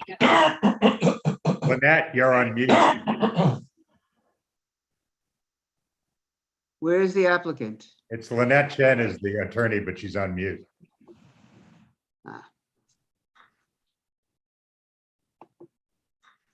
Hello? Now we Hi. can hear you, Lynette. We can hear you now. Can you hear me now? Yes, we okay, can. Great. Okay, great. All right. So this is for Fushimi, NYC LLC, and we are taking over the place for previously it's known as Hackensack. It's a Japanese restaurant, and they have been licensed before that premise, and we will take it over properly, going to make some cosmetic work, and we will have the same amount of occupancy and tables. And our business hour is going to be Monday to Wednesday, 11:30 to 10:30. Thursday to Saturday, it's going to be 11:30 to 1 a.m. and Sunday will be 12 noon to 10 p.m. The restaurant owners has experience operate already two other locations in Brooklyn. One is in Williamsburg. The other one is in Bay Ridge. And I have also sent the recommendation, petition approvals, like signatures for the neighborhood as well. I also emailed to the community board. So hopefully you guys also receive it. And let me know if you have any questions. Okay, thank you. As she just pointed out, this had been the high-end Asian restaurant Hakkasan for a number of years. Hakkasan had a 3 a.m. close. This is closing much earlier. In fact, the applicant actually agreed to an earlier closing time at the request of Kathleen Treat and Hell's Kitchen Association, or whatever the name of her organization is. Okay. I have no Thanks, other Frank. comments. Any other committee people? Tina, Christine? Looking at the old stipulation, and it said in very strong letters, writing, sorry, there will be absolutely no use of delivery bikes. And two, they will have somebody at the door making sure that there wasn't pedestrian or car traffic. I don't know this block, but the way that the former stipulations were written, I was just concerned that maybe there did need to still be somebody watching that there was no, pedestrian traffic and obviously no use of delivery bikes on the street. I don't know why that was put in the former stipulation, but I just wanted to know whether we should address that here. My recollection is that Hakkasan was a branch of a originally London restaurant that sort of became an international chain and was something of a nightclub. And they did in fact have sort of like a doorman velvet rope thing out there for a while. So I think there was concern that it not turn into a major velvet rope situation. But I think this is a different kind of operation, but Christine can probably advise more specifically. Christine, there's your entree. I don't recall why this language was so strong there. And I mean, are they going to do deliveries here? Where is it? So this is because it's hard. I don't want to make a promise that the business won't do a delivery, but in the other two branches, like the deliveries, because this is like fine dining, people rather come sit down, enjoy the atmosphere of the restaurant, because I think that's part of the price on the menu. So delivery basically comes less than 1%. Because if we have a client like calling, they really want to have delivery, of course we will deliver, but we will have those Uber Eats people coming. We won't have our own people doing the delivery. Well, but well, it's very small. You still need a bike. Yeah. Well, but Christine, I don't, as sidewalks in the 40s go, I think this is one of the wider ones. Yes. Yeah, it doesn't strike me as especially narrow. It's just like all the other ones, right? So Yeah. this is no different. I think it may even be a little wider because it's sort of a quasi-industrial block over there. Right. So I don't think we have that problem. I have a different question on the tables in the form. On the tables, it says 280, 51 tables, number of seats, and right. Okay, We should so have I probably didn't read a query. I tried to understand. I saw it was asking like how many seats on each table. So I answered 2 people, 4 people. Yeah, I think our total seat will be about like 210. Okay, so if you can fix that, that'd be great. Okay, I can make that change. Yeah. okay. Any additional committee people? Anybody from the community, Nellie? No, there's no one. Okay. So do we have Okay, so any the only change stipulations? is Go ahead. changing the number of seats to 210. Okay, that's not even a stipulation then. That's just Nope. a change. Do I hear a motion? Motion to approve. Is there a second? Second. All those in favor? Aye. Opposed? Present not eligible? Abstaining? Okay. Thank you. Thank Moving you. on. Moving on now, down Good the night. block. Good night. Down the block to 402 West 43rd Street. This is corner of 9th Avenue, Agora Restaurant Corp. Good evening, everybody. This is Bob Romano.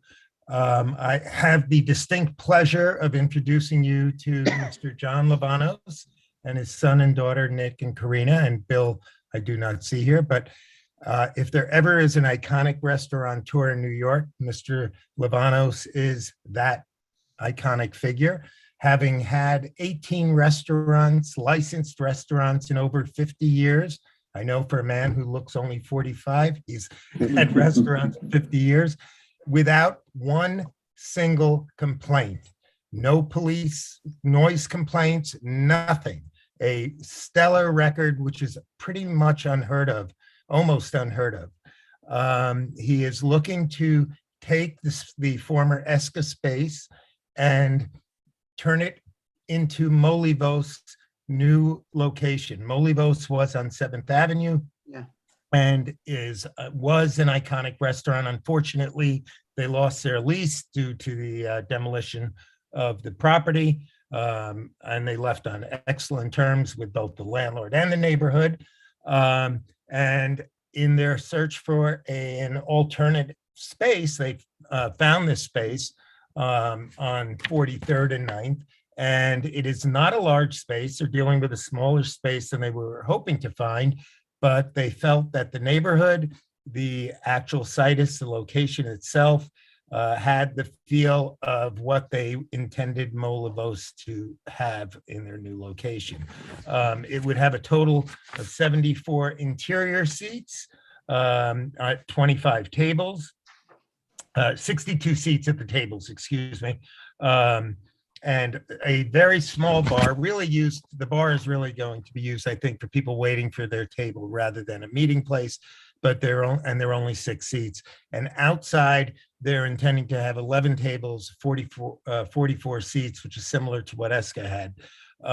If you allow me, I'd be happy to share a rendering of the proposed space, which I can show you if you allow me to share the screen. And I think everybody will get and be very happy with what they, I don't know, let me see how I can do this. I'm not sure if you're seeing it. Ally, can you let him, there we go. See, can you see that? Yes. Okay, so Yes. this is the proposed interior. And again, these are all pending approval of the landlord, which they do expect probably if there are any major, I don't think there'll be any major changes, probably a few minor tweaks, if that.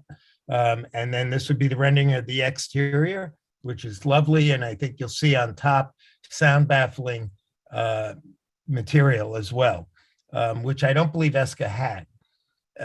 And directly above this is not a residential unit. I think there are commercial units directly above it. We did full, we did a full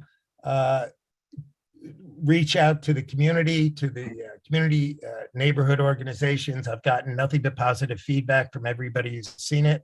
And Nick, John, and Karina are here to answer any questions you may have. Okay. Hi, everyone. Hi Good there. evening. Thank you. Hi, good Welcome. evening.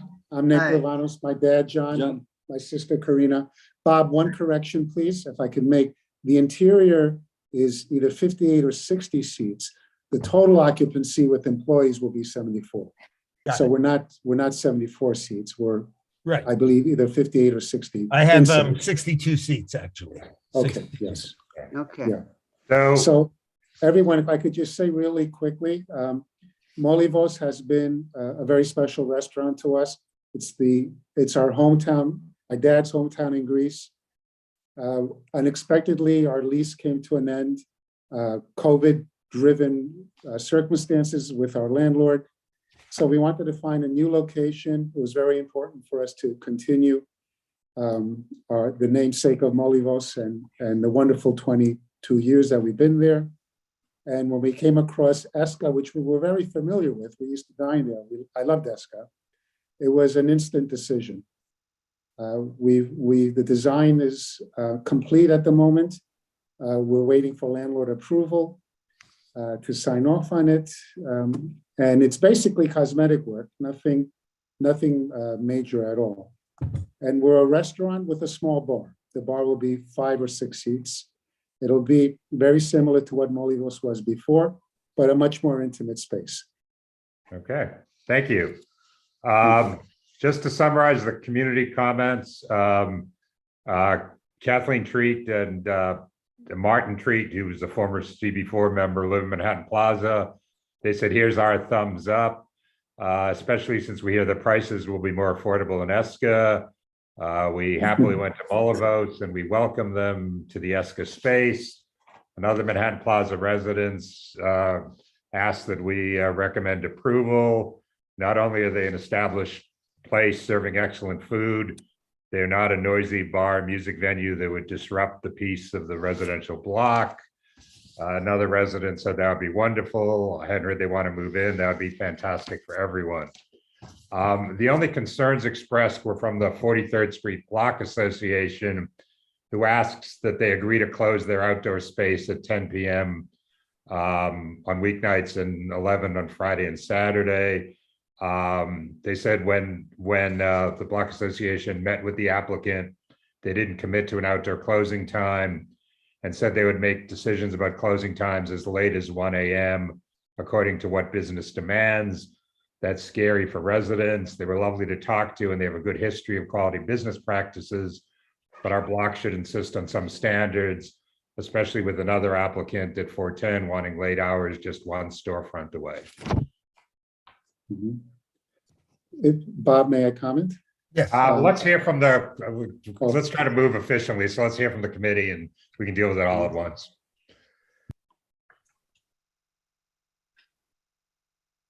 Christine? Yes, two items. One is that you have indicated that you are going to have a storm enclosure, which is one of those plastic, vestibule outside. And I wanted to ask you why they are supposed to be limited to 1.5 foot depth. And they are more an inconvenience than anything else. Right. I also recall that Esca had a vestibule. Yeah. A double set of doors. So do you need the storm enclosure? Are you keeping the vestibule? No, I don't think that applies to us. We have a vestibule already established.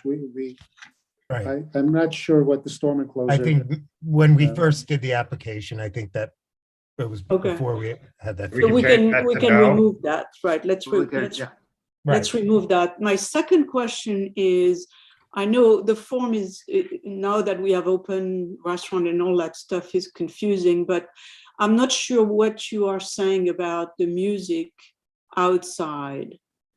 What is your answer on that? I don't know that I'm reading that properly. Are you saying you are going to close it by?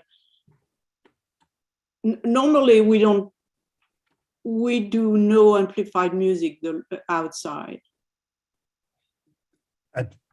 As far as I know, I noticed how Esca has speakers already outside. So it was just going to be very low level conversational background. Again, this is what Esca had, and I didn't find any record of complaints. Okay. Yeah, I didn't. I looked at the STIP form. I think Esca agreed not to have music outdoors. So, right. I can't recall if they did, quite frankly, one way or the other. But they stipulated that they wouldn't. And so here, but you are saying here, the applicant will close and vacate the outdoor space by 11 p.m. and 10 p.m. So I don't understand the comment from the public. Where are we not communicating here? They answered no to that, Christine. Right. No, I mean, oh, so there is one page where they answered yes. Oh, yeah. That's why I was confused. Yeah, so the Sidewalk Cafe page, you said you wouldn't close by 10 and 11, but on the outdoor others other than Sidewalk Cafe, which I think is really the one that's applicable here. Yes. You said you would close at 10 and 11. And that's what the Block Association was requesting. Right. So before we get into that, let's see what else is on the table, because I think the hours and the music of the outdoor space will probably be the only issues. But let's see if there's anything else. Is there anybody else from the committee who has a comment, question? I don't see any raised hands. Anybody from the community, Nellie? No, there's no one. Okay. Do we want to discuss that outside Wait, space? I think Rob, we do. Rob has his hands Rob, up. there you are now.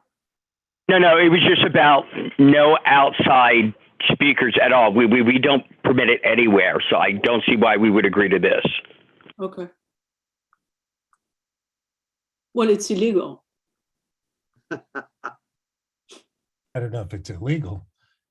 No, it is. If you can hear it on the sidewalk, it's illegal. And Right. I guarantee you would hear it on the sidewalk, however low it is on that space. Because it abuts the sidewalk. I know the hours, the outdoor hours here are critical to Mr. Lavanos and to the entire family, in the hope that they would be attracting an after theater crowd that, you know, on a nice night would like to see a show and then, you know, go and have a quiet dinner, you know, sitting outside under the soundproofed cover or sound buffing. Guys, I don't think it's soundproof total, but it certainly would buffer. And again, there's no residential unit directly above this space. Well, there are some Well, residential. you mean directly above the inside space, but your outside space is at the foot of Manhattan Plaza. So Right, but they're commercials. It's a commercial use up above them. But Well, no, but the block except- is residential. the entire tower of Manhattan Plaza looks down on this. Right. But And I'm the saying north side of the immediate street second is floor. residential. No, I understand. I'm saying the second floor. What's in the second floor? Nick, is that a? There's nothing above us. No, but we mean in the windows overlooking your area, right? Your outside area. It's recessed back, yes. The building is recessed and we stand alone on up to the sidewalk. Yes, we understand that. Okay. Now, what we are saying is that you have just above you are windows, and they are windows of apartment, right? Yes, like any Yes, apartment right, building, yes, okay. yes. Okay. Just clarification. Okay. Regarding the outside music, if it's. Wait, why don't we got a couple more committee members to hear from. Let's. Sorry. Yeah, we have Jesse's hand is raised. Yeah, sorry. Was there any outreach to the residents of Manhattan Plaza? He reached out to everybody on the list that Nellie gave me, including Manhattan Plaza. And I actually have a couple of friends in the building I mentioned it to who said that, you know, the building can't wait.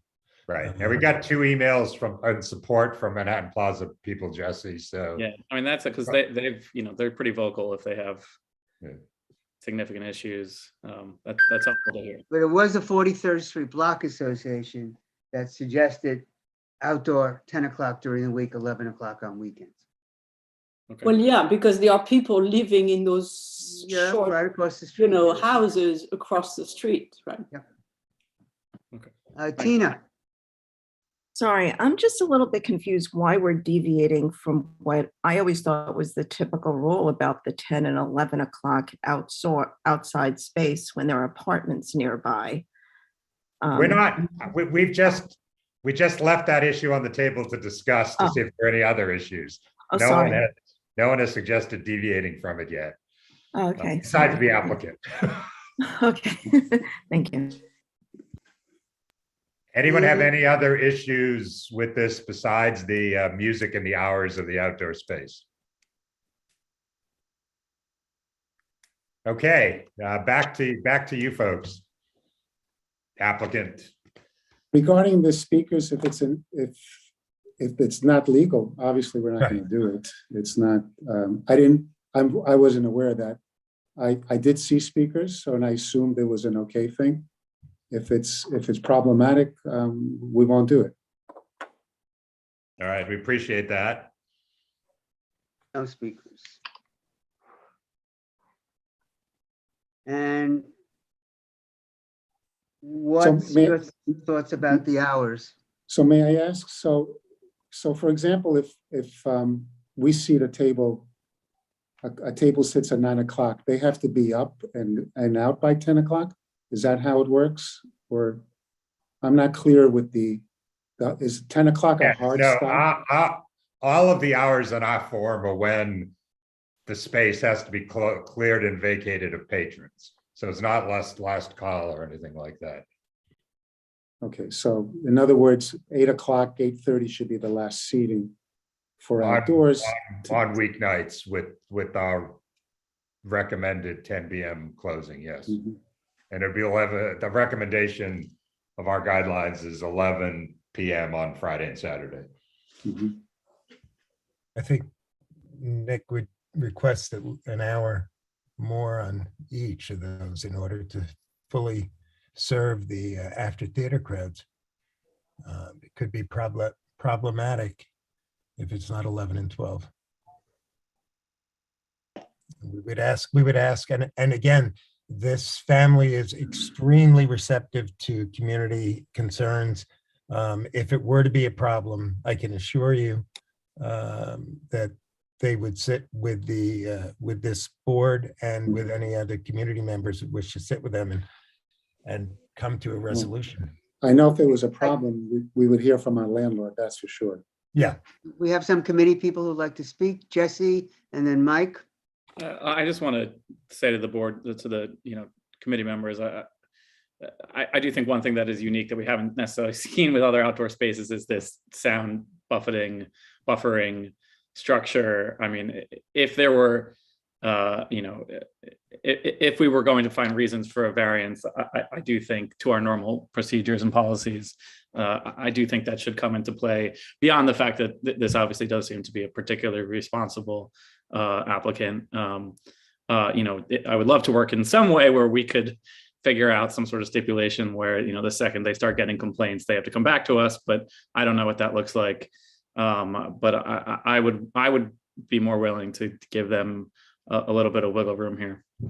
Okay, Mike? Yeah, I agree with you, Jesse. I'm curious, how long before this place is ready to go? We're hoping to open in June. In June.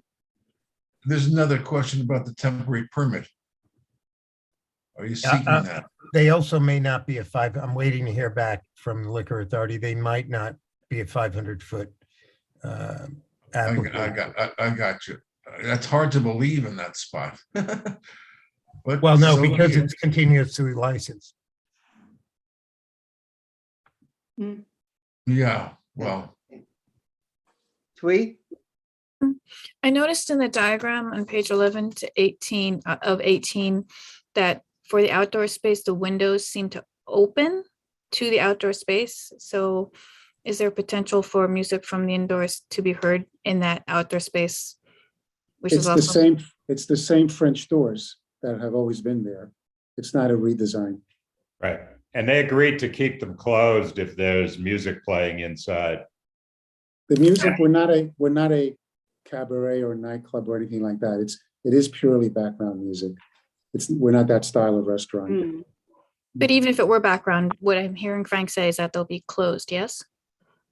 Not on a nice evening. We would like to keep them open. I'm not so sure you'd even hear it outside. I can't. As long as you don't hear it outside, Oh, absolutely. It can stay open. That's the rule. Absolutely, right.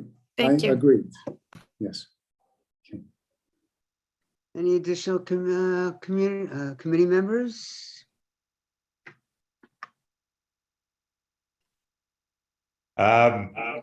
This is a close one for me because, I do know these folks as operators. I've probably eaten at the original Molovos, 50 times over the years. And they have another place in our district on 57th Street. We've had no issues with them. And one of the frustrations of ESCA was that it used to be actually hard to go to ESCA after the theater because they did close at 11, or their last, their last reservation was at 11. So you really had to dash over there to eat after the theater. So all that would lead me to, go along with people who've expressed, letting the prep stay open a little later outside. But, I am concerned with what the 43rd Street Block Association said. And as everyone will recall, we gave a very tough time to the, people a couple doors over who only wanted a beer and wine license. So I'm not sure what to do here. Yeah, but that was the one where the community pushback was like, where we like. Yes, yeah, no, I agree. I mean, there is clearly a difference here. No, that's why I'm saying it's not, if your client were not the operators that they are, this would be a no-brainer for me to insist on 10 and 11. I understand. They, it's critical in terms of their business plan as well. And they want to be successful. You want them to be successful. And it is a small, the indoor space is fairly small. And Frank, the normal closing hours, the city up to now, Sidewalk Cafe closing hours were what? Midnight and, is it midnight and 1 or just midnight? Right. It's at least midnight. So I think this space, I'm sorry, Christine, go ahead. Yeah, I think I agree with you, Frank. If we were going to go for, 11 and 12, for example, which is what Robert was talking about, I think we would be still a... We'd be lower than the city used to That's allow. what I'm saying. Right. And is this also, looking at the photos, is this within the property line? Or is Yeah. this Yes. This Yeah. looks like it's within the property line. Yeah. It's So like we're the not talking backyard. about a sidewalk cafe out on the street. No. It's to the left of the restaurant. Basically, Manhattan Plaza has a sort of arcade walkway to get into the building. Yeah. It goes about 10 yards, and it's a brick plaza, and that's where the tables are. Rob, is Isn't your there a hand still up or Starbucks is there not? too, Frank? The Starbucks is on 9th Yeah, Avenue. Christine already brought up what I wanted to talk about. All good. Okay. The Starbucks is on 9th Avenue down the block. Okay. Yeah. Down So, the block. Bob, can your clients live with 11 and 12, 11 on weeknights and 12 on Friday, Saturday? Frank, let me ask them. Nick, John. Yes. And with the understanding that if they are really, really, really quiet and there are no complaints, that after, say, 9 months or a year, they can come back and ask for later hours, another hour. But you can come back, you can come back after any reasonable amount of time. Right. I don't want there to be a presumption that, if there are no complaints, they're going to get that, but they will get Right. a fair hearing. And if, Manhattan Plaza doesn't, if there's not opposition, I would, Right. would I take think that- by that time, every one of you watching this will have eaten there and will have, seen it with their own eyes and heard it with their own ears. So I'd like to. But make- I don't live on the block, so I would also want to hear people who live on the block. Right. So I'd like to make a motion. Do we have a recap, Frank? Yeah, sure. Just saying if there are any changes. So this was saying no to a storm enclosure. Bob, I'm gonna just cross out page 7 where you answered for Sidewalk Thank Cafe. you. Because this really isn't a Sidewalk Cafe. Yep. On page 6, I'm gonna cross out the where you said background music only outside. And so we'd have 2 steps just to make clear, no music or amplified sound in any outdoor space. An outdoor space will be closed and vacated to patrons no later than 11 p.m. Sunday to Thursday, and midnight Friday and Saturday.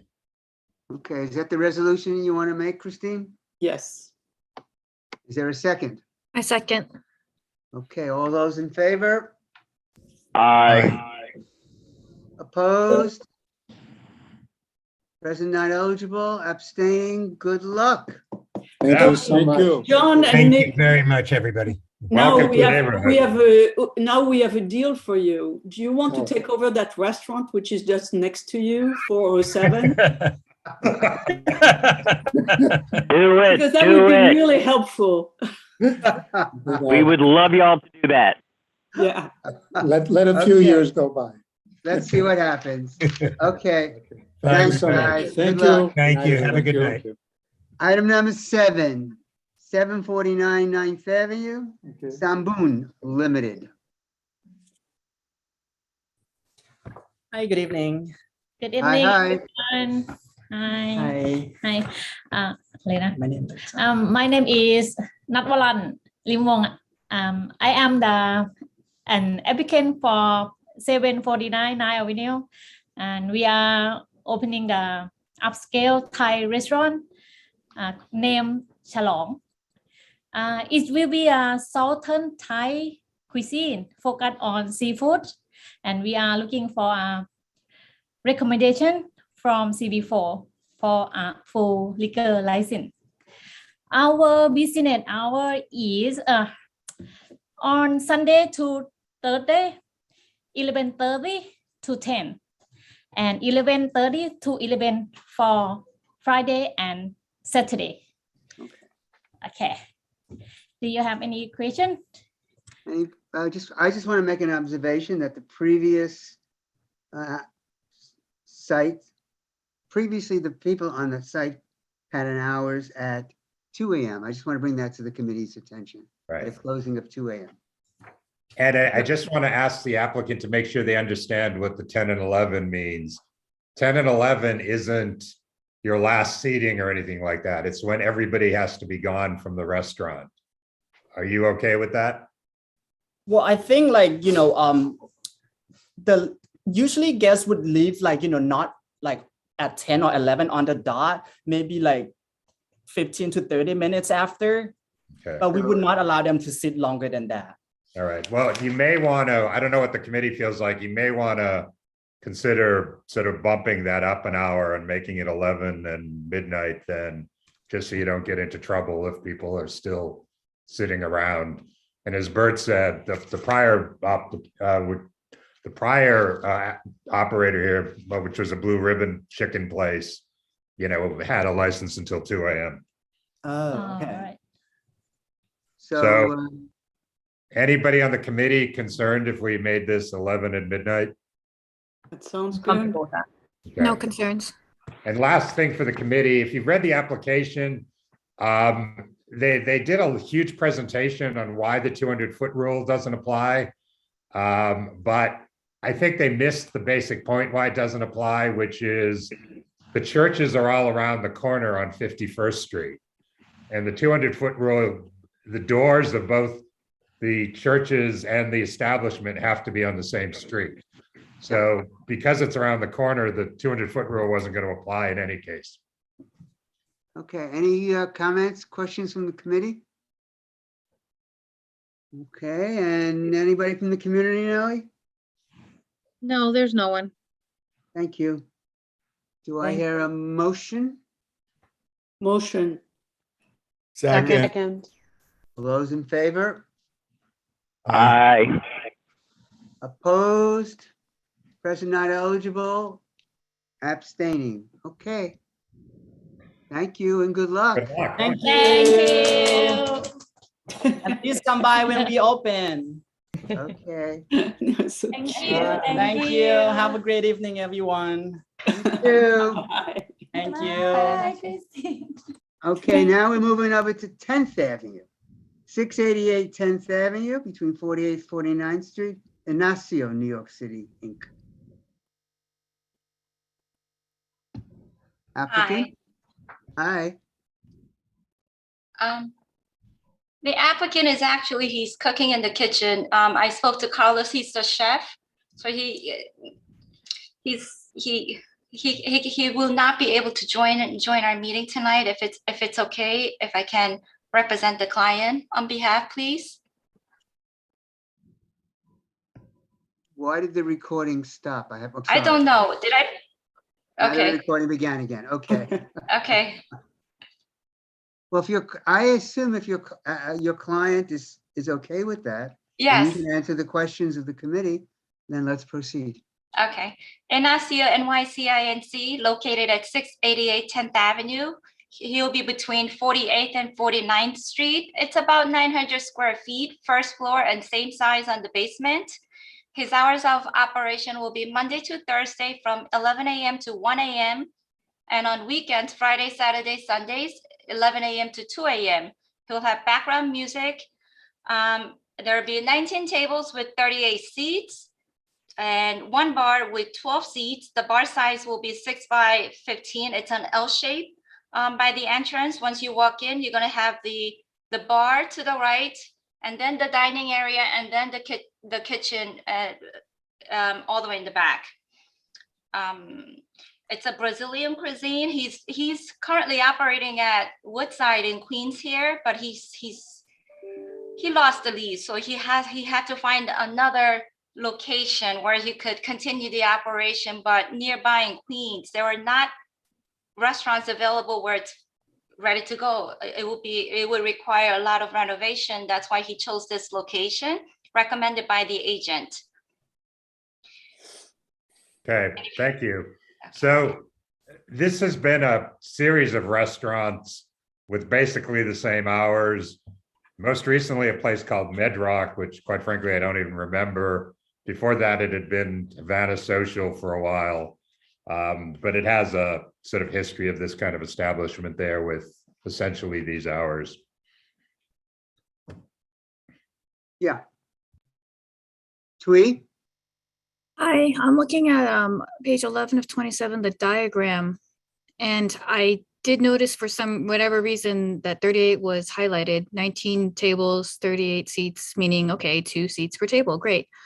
But I'm counting the squares here, and I don't see 19. I see 2, 4, 6, 8, 10, 15 tables, and then the bar has, 12 seats instead of, I think that's correct, but I'm not sure what to do about this diagram with those tables.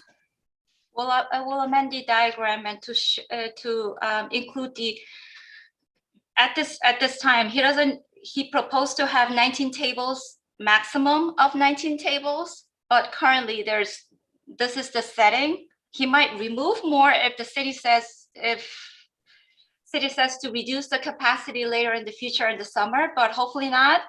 And he plans to have 19, but currently that's the way it's set up. Okay, So I wasn't sure if it's set up as is now, or Can you get us a revised floor plan by March 28th? no problem. I'll get Thank it done you. tomorrow, sir. Thank you. Thank you. Anybody else on the committee?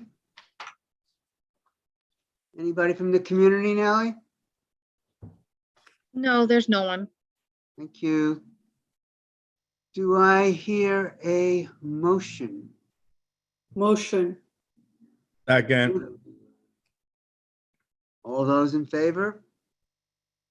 Aye.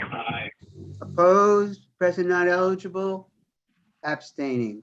Okay. We got a new Brazilian restaurant in the neighborhood. Okay, thank you. Item number 9 on the agenda. 310 West 38th Street. GAC Restaurant Group. Hello, Hello, hello. can you hear me? We can. Thank you, Bert. This is Terry Flynn. I'm the attorney for the applicant. This premise is located at 310 West 38th Street between 8th and 9th Avenue. The hours of operation will be 10 a.m. to 12 a.m., 7 days a week. There will be background music only. There's no DJ, no dancing, no outside area, no promoters, no live music, no delivery service, and no storming. The application. Approved. The application was had a couple of small errors I'd like to point out. The client made a mistake as to what she thought bars were. There is no service bars. There are 2 bars. Also, there are 52 tables with 189 seats. If anybody knows this space, it was the former Nona.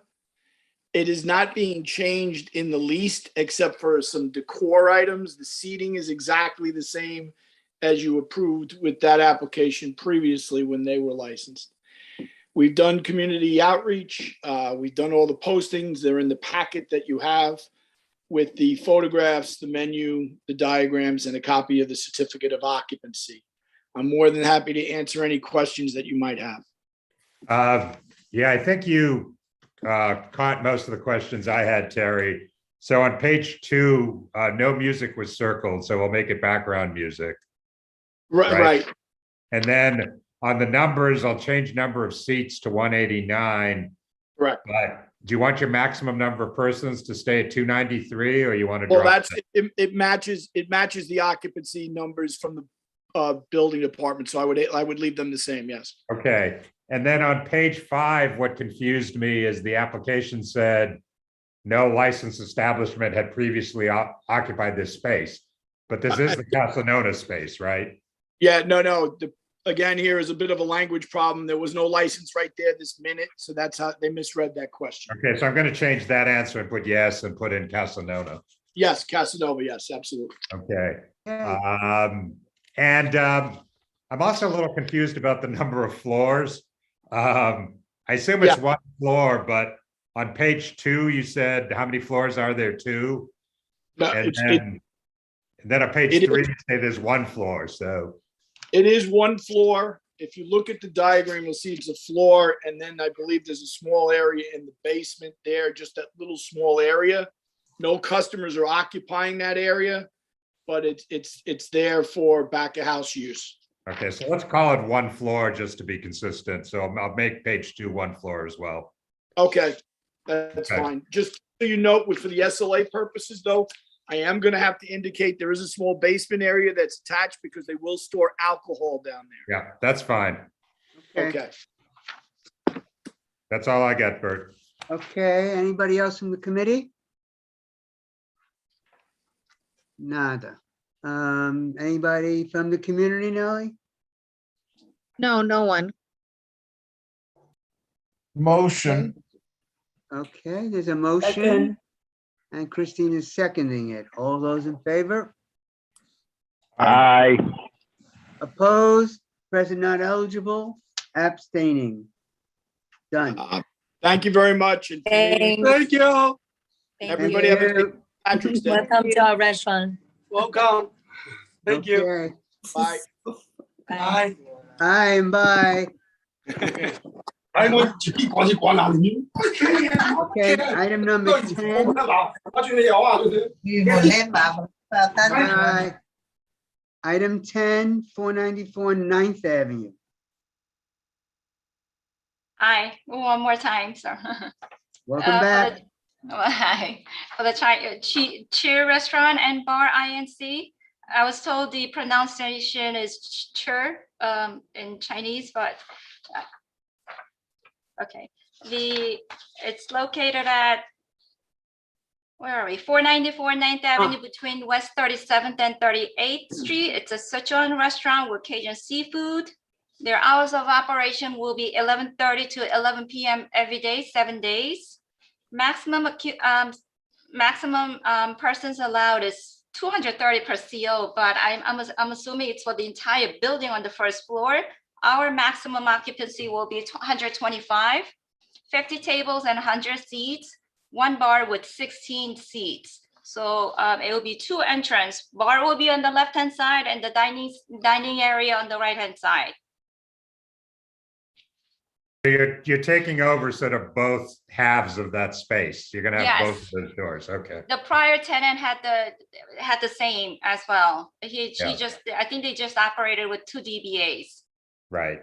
So this used to be a while back Mangianaro's and Hero Boy, for people who know the neighborhood. And Gennaro's, yes. Yeah. I don't have anything, Bert. Nothing. I just had a question of the bar, because we have down one bar with 10 seats, and you had just mentioned one bar with, I think, With 16 seats. 16. The form says 16. The form says 16. Oh, it's the summary which is wrong. Okay, I'm just looking at the summary. Where's the Okay. summary? The On the agenda. agenda, on the agenda. Oh, okay. No, the form has it right in 2 places on page 2. Okay. So we have Twee and Mike. On page 2, just now you mentioned the max, the CO says 230 and you said 225, but page 2 says 125. So is that a typo? It's our max. The CO per CO max, it's 230. And your max is 225 or 125? Our max is 125 for our Okay. space. Okay, I heard 225. Just wanted to clarify. Thank you. Okay. Mike. No, I think it's a great, I like the idea here. I want to just go on the record and say that I am incredibly sad to see Mangianaro's gone. This place was iconic. And the family destroyed the place because of internal disputes, I think. But it was a great place, I must tell you. They still own all the buildings. They still own all the buildings above. But they don't own my heart anymore. I know. Oh, I enjoy hearing a little bit of this backstory here. Right. Okay. Oh, it's Twee, great. Twee, were you saying something? No, I was just ready to vote. You didn't want to hear the Motion. backstory. Okay. We have a motion here. You can ask about the community. Yes, we need to know if it's anybody from the community. Nellie? There's no one. Okay. Now we can entertain a motion. Motion. Second. All those in favor? Aye. Opposed? Present not eligible? Abstaining. Okay. Thank you. Thank you. Good night. Okay, at 8:48, we come to our last item on the agenda, number 11, 783 8th Avenue, PMACS 7 LLC. Good evening, Mike Palutis here on behalf of the applicant. I'm joined by Michael Kelleher and Brian Hannon, gentlemen, and at least they're in the top left of my screen. Brian Hannon, they're both owners, but Brian Hannon will also be the day-to-day operator in the space. He's going to be the GM. It's an application for a bar tavern license. It's going to be sited hopefully at the previous Latitude space at 783 8th Avenue. The restaurant's going to trade as the Dickens and will include a full kitchen with a full service menu. So while it is a bar tavern, they will be putting out a full food menu. We submitted a copy of the menu, so you should all have it there. Indoors, there are going to be 63 tables with 118 seats, and there will be 48 seats at 3 customer bars. There is a rooftop area. I understand that Frank and Christine and perhaps some others visited. That rooftop area will have 11 tables with 40 seats and a service bar only. Again, the location was previously licensed as Latitude. I think that license issued in 2012 or 2013. Latitude had a 4 a.m. license and they did have use of the public, the rooftop area. Our client is looking for 11 a.m. to 4 a.m. daily. So a little bit about the operator. PMAX Hospitality is a group that operates in your district at Dutch Fred's. I think it's Michael 48th Street, I believe. 47th, sorry. And they operate 5 additional stores, all in Community Board 5. So your neighbors to the east. We included a list of all of those locations and the dates that they've been licensed. These are experienced operators. They're hands-on operators. I think Mike McNamee was present for the walkthrough at the rooftop. Michael and his brother Pat are sort of the patriarchs of the organization. Mike Kelleher, who's here this evening, is the CEO, and Michael Kelleher, again, would be the GM. So with that, we're happy to answer any questions that you folks might have. Okay. Frank? Yeah, so Christine and I and Pete Diaz, who's a member of the board, not on this committee, but lives very close by, visited the spot. It's pretty massive inside. It's a full 3 stories. My understanding is what they told us was that they tend to use the 3rd floor for the private event space. In my mind, the only issues are the rooftop. It faces 8th Avenue. So it's already quite noisy there, and immediately across 8th Avenue is the fire station, but there is a big residential building across 8th Avenue. There's also a residential, partly residential high-rise immediately abutting this building to the north, which is something you can see is discussed in the Acoustalog report. So I guess those are the questions. I believe you've agreed to no music or amplified sound on the rooftop, correct? That's right. And I take it you'll agree to implement all the Acoustalog recommendations. Yep, absolutely. So the only question in my mind is, given that and their agreement to abide by our usual hours of 10 and 11, are we, okay with the rooftop? One thing that we floated when we met with the operator, and by the way, my understanding is the operators do have a good reputation here that in our district and CB5 as far as I know, but their place around the corner we've had no concerns with. I guess if there could be a couple of compromise positions with the roof, since it is above the private event space. One idea would be to have it limited, only used for private events, or we could cut back the hours further, or we could leave it at 10 and 11. Frank, can I speak to the sort of the private event, private space idea on the rooftop? Yeah, well, let's see what Sure. else, Christine. What else comes up? We have Christine. I'd like to hear what you have to say because you also did the site visit. Yeah, I think that's a pretty good. I mean, Frank gave a pretty good summary. The space was very problematic in the past, with a lot of rowdy people and up front and on the roof.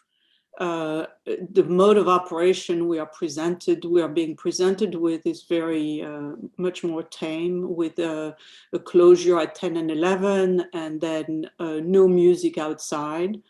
It's still facing a residential building. I suggested that they install some kind of glass screening in front, so that the sound doesn't carry outside further out. But it seems to me that it shouldn't be. It should be a major improvement from the last operation. Let's put it this way, and it should work fine. Yeah, we are willing to put in that soundproofing on the roof. I'm sorry, can you speak a little louder? Yeah, we can hear you. Sorry. Yeah, we are willing to put the glass that we spoke about on Right, the roof. and some sound absorbing material on the sides, like wood or whatever. So they would do improvement on the roof space to reduce further the sound, to dampen the sound of people, but there won't be music. And Christine, they're happy to do that. They will. I don't know if you could hear Michael Kelleher, but they are happy to put up the glass barrier that you suggested, and the wood. Yep, and the wood. Right. Yep, and the wood. So and the, I mean, and the sand dampening. considering that, it's not 100% in our guideline, but it is a pretty, I think, a pretty safe bet. And I hope I'm not going to be sorry for that statement. The other thing I should add was a big problem with Latitude was, keeping their French doors open onto 8th Avenue. And it sort of became a de facto, drinking on the sidewalk space because everyone just spilled out onto the sidewalk. But this applicant's agreed to, keep the doors closed when there's music inside and to sort of monitor things carefully to make sure that doesn't happen in the future. Okay. Any committee people? I didn't see any raised hands. Tweet. Thanks, Bert. I guess I saw the security outliner papers, and I saw that you're doing live music and DJ, and something about if it's more than 75 people that you'll have security. So are you expecting that only for weekends, or, when you hit 75, do you call someone up, or how does that work? So go ahead, Michael. We would be expecting for, You need to come closer to the mic. Yeah, we can't hear you guys. Yeah. We can't hear you guys. You still can't hear you. Can you hear me now? No, the person who speaks should be closer. Brian, we really can't hear you, Brian. Can you hear me now? Your mic is really muffled, guys. Do you have it on a stand or is it up against something? It sounds like you've got a shirt over it. Can you hear me now? That's a little better. A little bit better, yeah. No, how we would be knowing how many people would come would be if we were I'm sorry, we just lost you. So Can you hear us now? the can't speakers, hear you. it's really muffled, guys. We're having a hard time hearing you. Mike, would you be able to answer this question? I can do my very best. I mean, Tweet, these gentlemen are going to manage this store, and to your point is how will you know if you're going to have that crowd? There's a reasonable expectation that on Thursday, Friday, and Saturday night they're going to have that crowd, and they're going to staff it adequately with security. If as they're operating, it appears that on Wednesday night, for example, there's a trade that requires the security, then the following Friday they will have the additional staff on. They may be able to call guys in, on the spot. I don't know that they can promise that, but what I can say is that they will be paying attention to what's going on in the store. They do that in all the other stores, and they have to come back and see you when they renew the license at Dutch Fred's. They have to come back and see you on renewals for this license. And they've worked hard to maintain a really positive reputation in CB5, and they've done that. And so they've done that by managing these places, many of which are busy. They're busy stores. They're operating in CB5 in venues this size, and they've done so successfully. And they haven't had issues with their security plan. So I think, with that in mind, I think you can feel confident that they're going to be making sure that this is a safe place for people to be. Michael, can you tell us a little about the live music? I don't think we discussed that at the site visit. Sure. Do you anticipate it going till 4 a.m.? Would you agree to stop it earlier? Or? Yeah. Yep. So the live music, I have notes on this. So it's not going to be they're not going to offer it regularly. They anticipate that if they sell the space out, for example, to a Broadway show for an after party for some of the performers, which they do in some of the other spaces in CB5 pretty frequently, they may want to have a two-piece band in, but they certainly will not have that live music until 4 a.m., Frank, and I think they could agree to some earlier hours if you wanted to stipulate to midnight as an end point for any live music. Michael, Brian, is midnight a reasonable hour for? Yeah. Okay. I mean that would make me more comfortable. Yeah, I think they can do that. Michael Kelleher, is that fair? Yeah. Okay. All right. Okay. Thank you.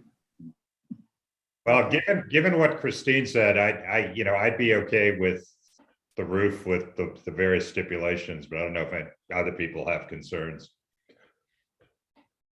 I'm Nellie, good is there with, anyone from the community? No, there's no one. okay. I'm good with the roof with those,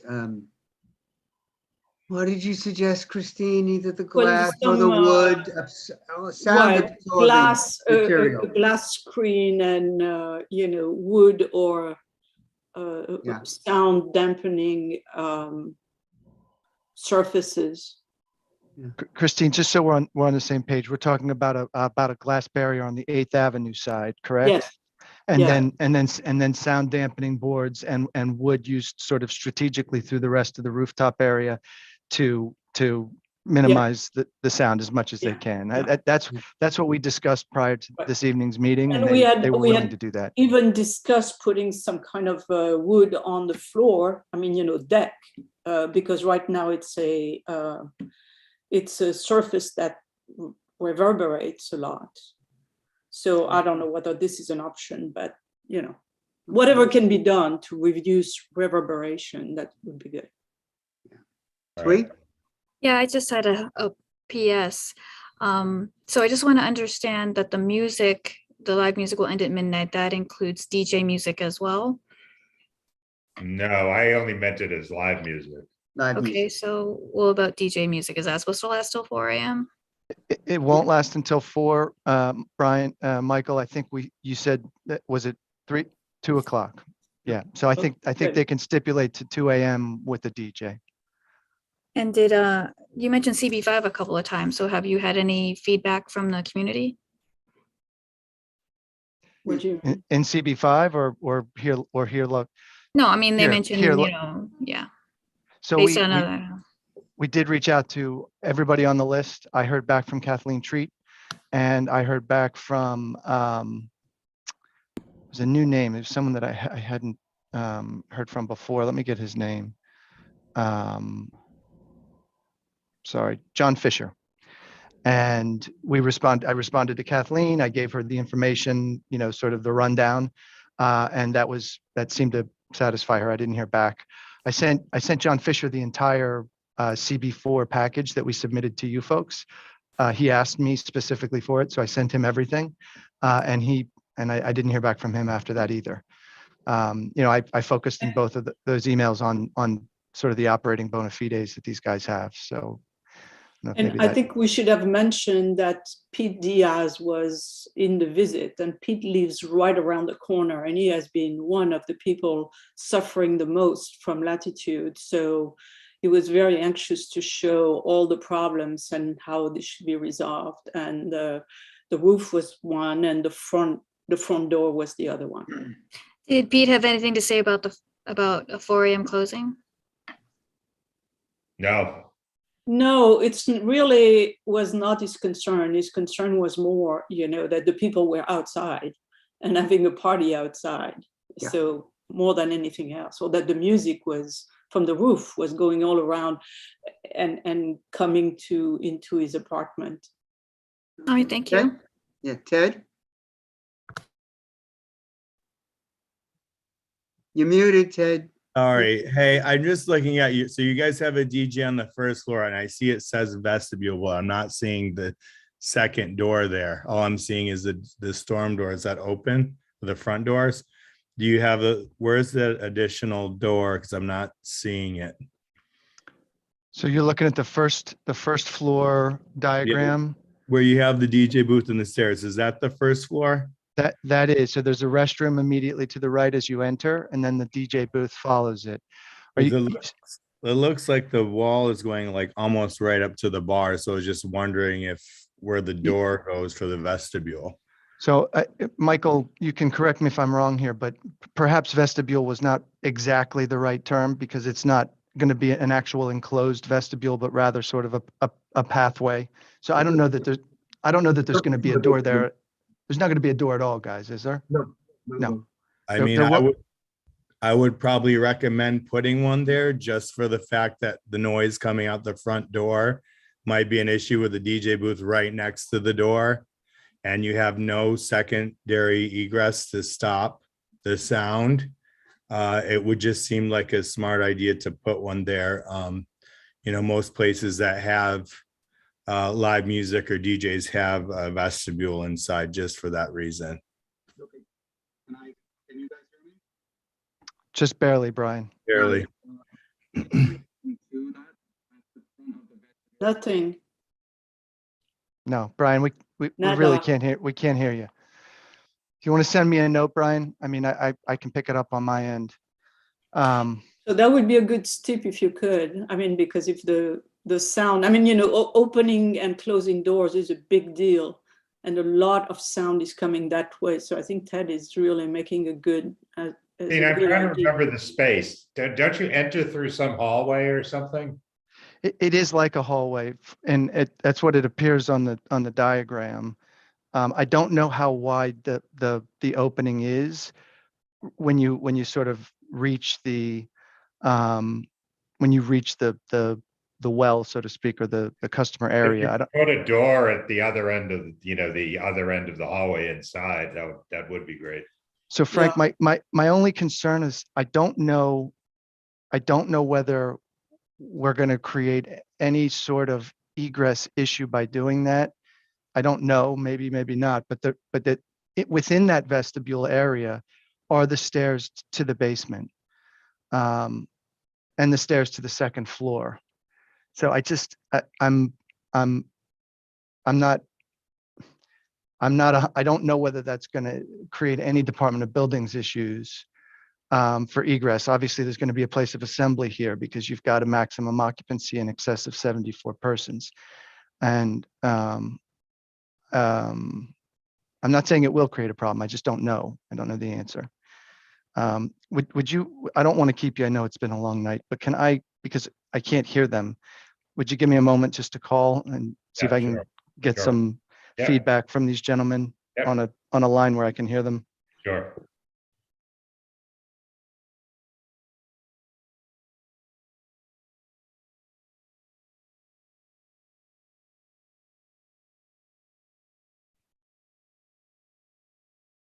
Anybody on the committee have anything else?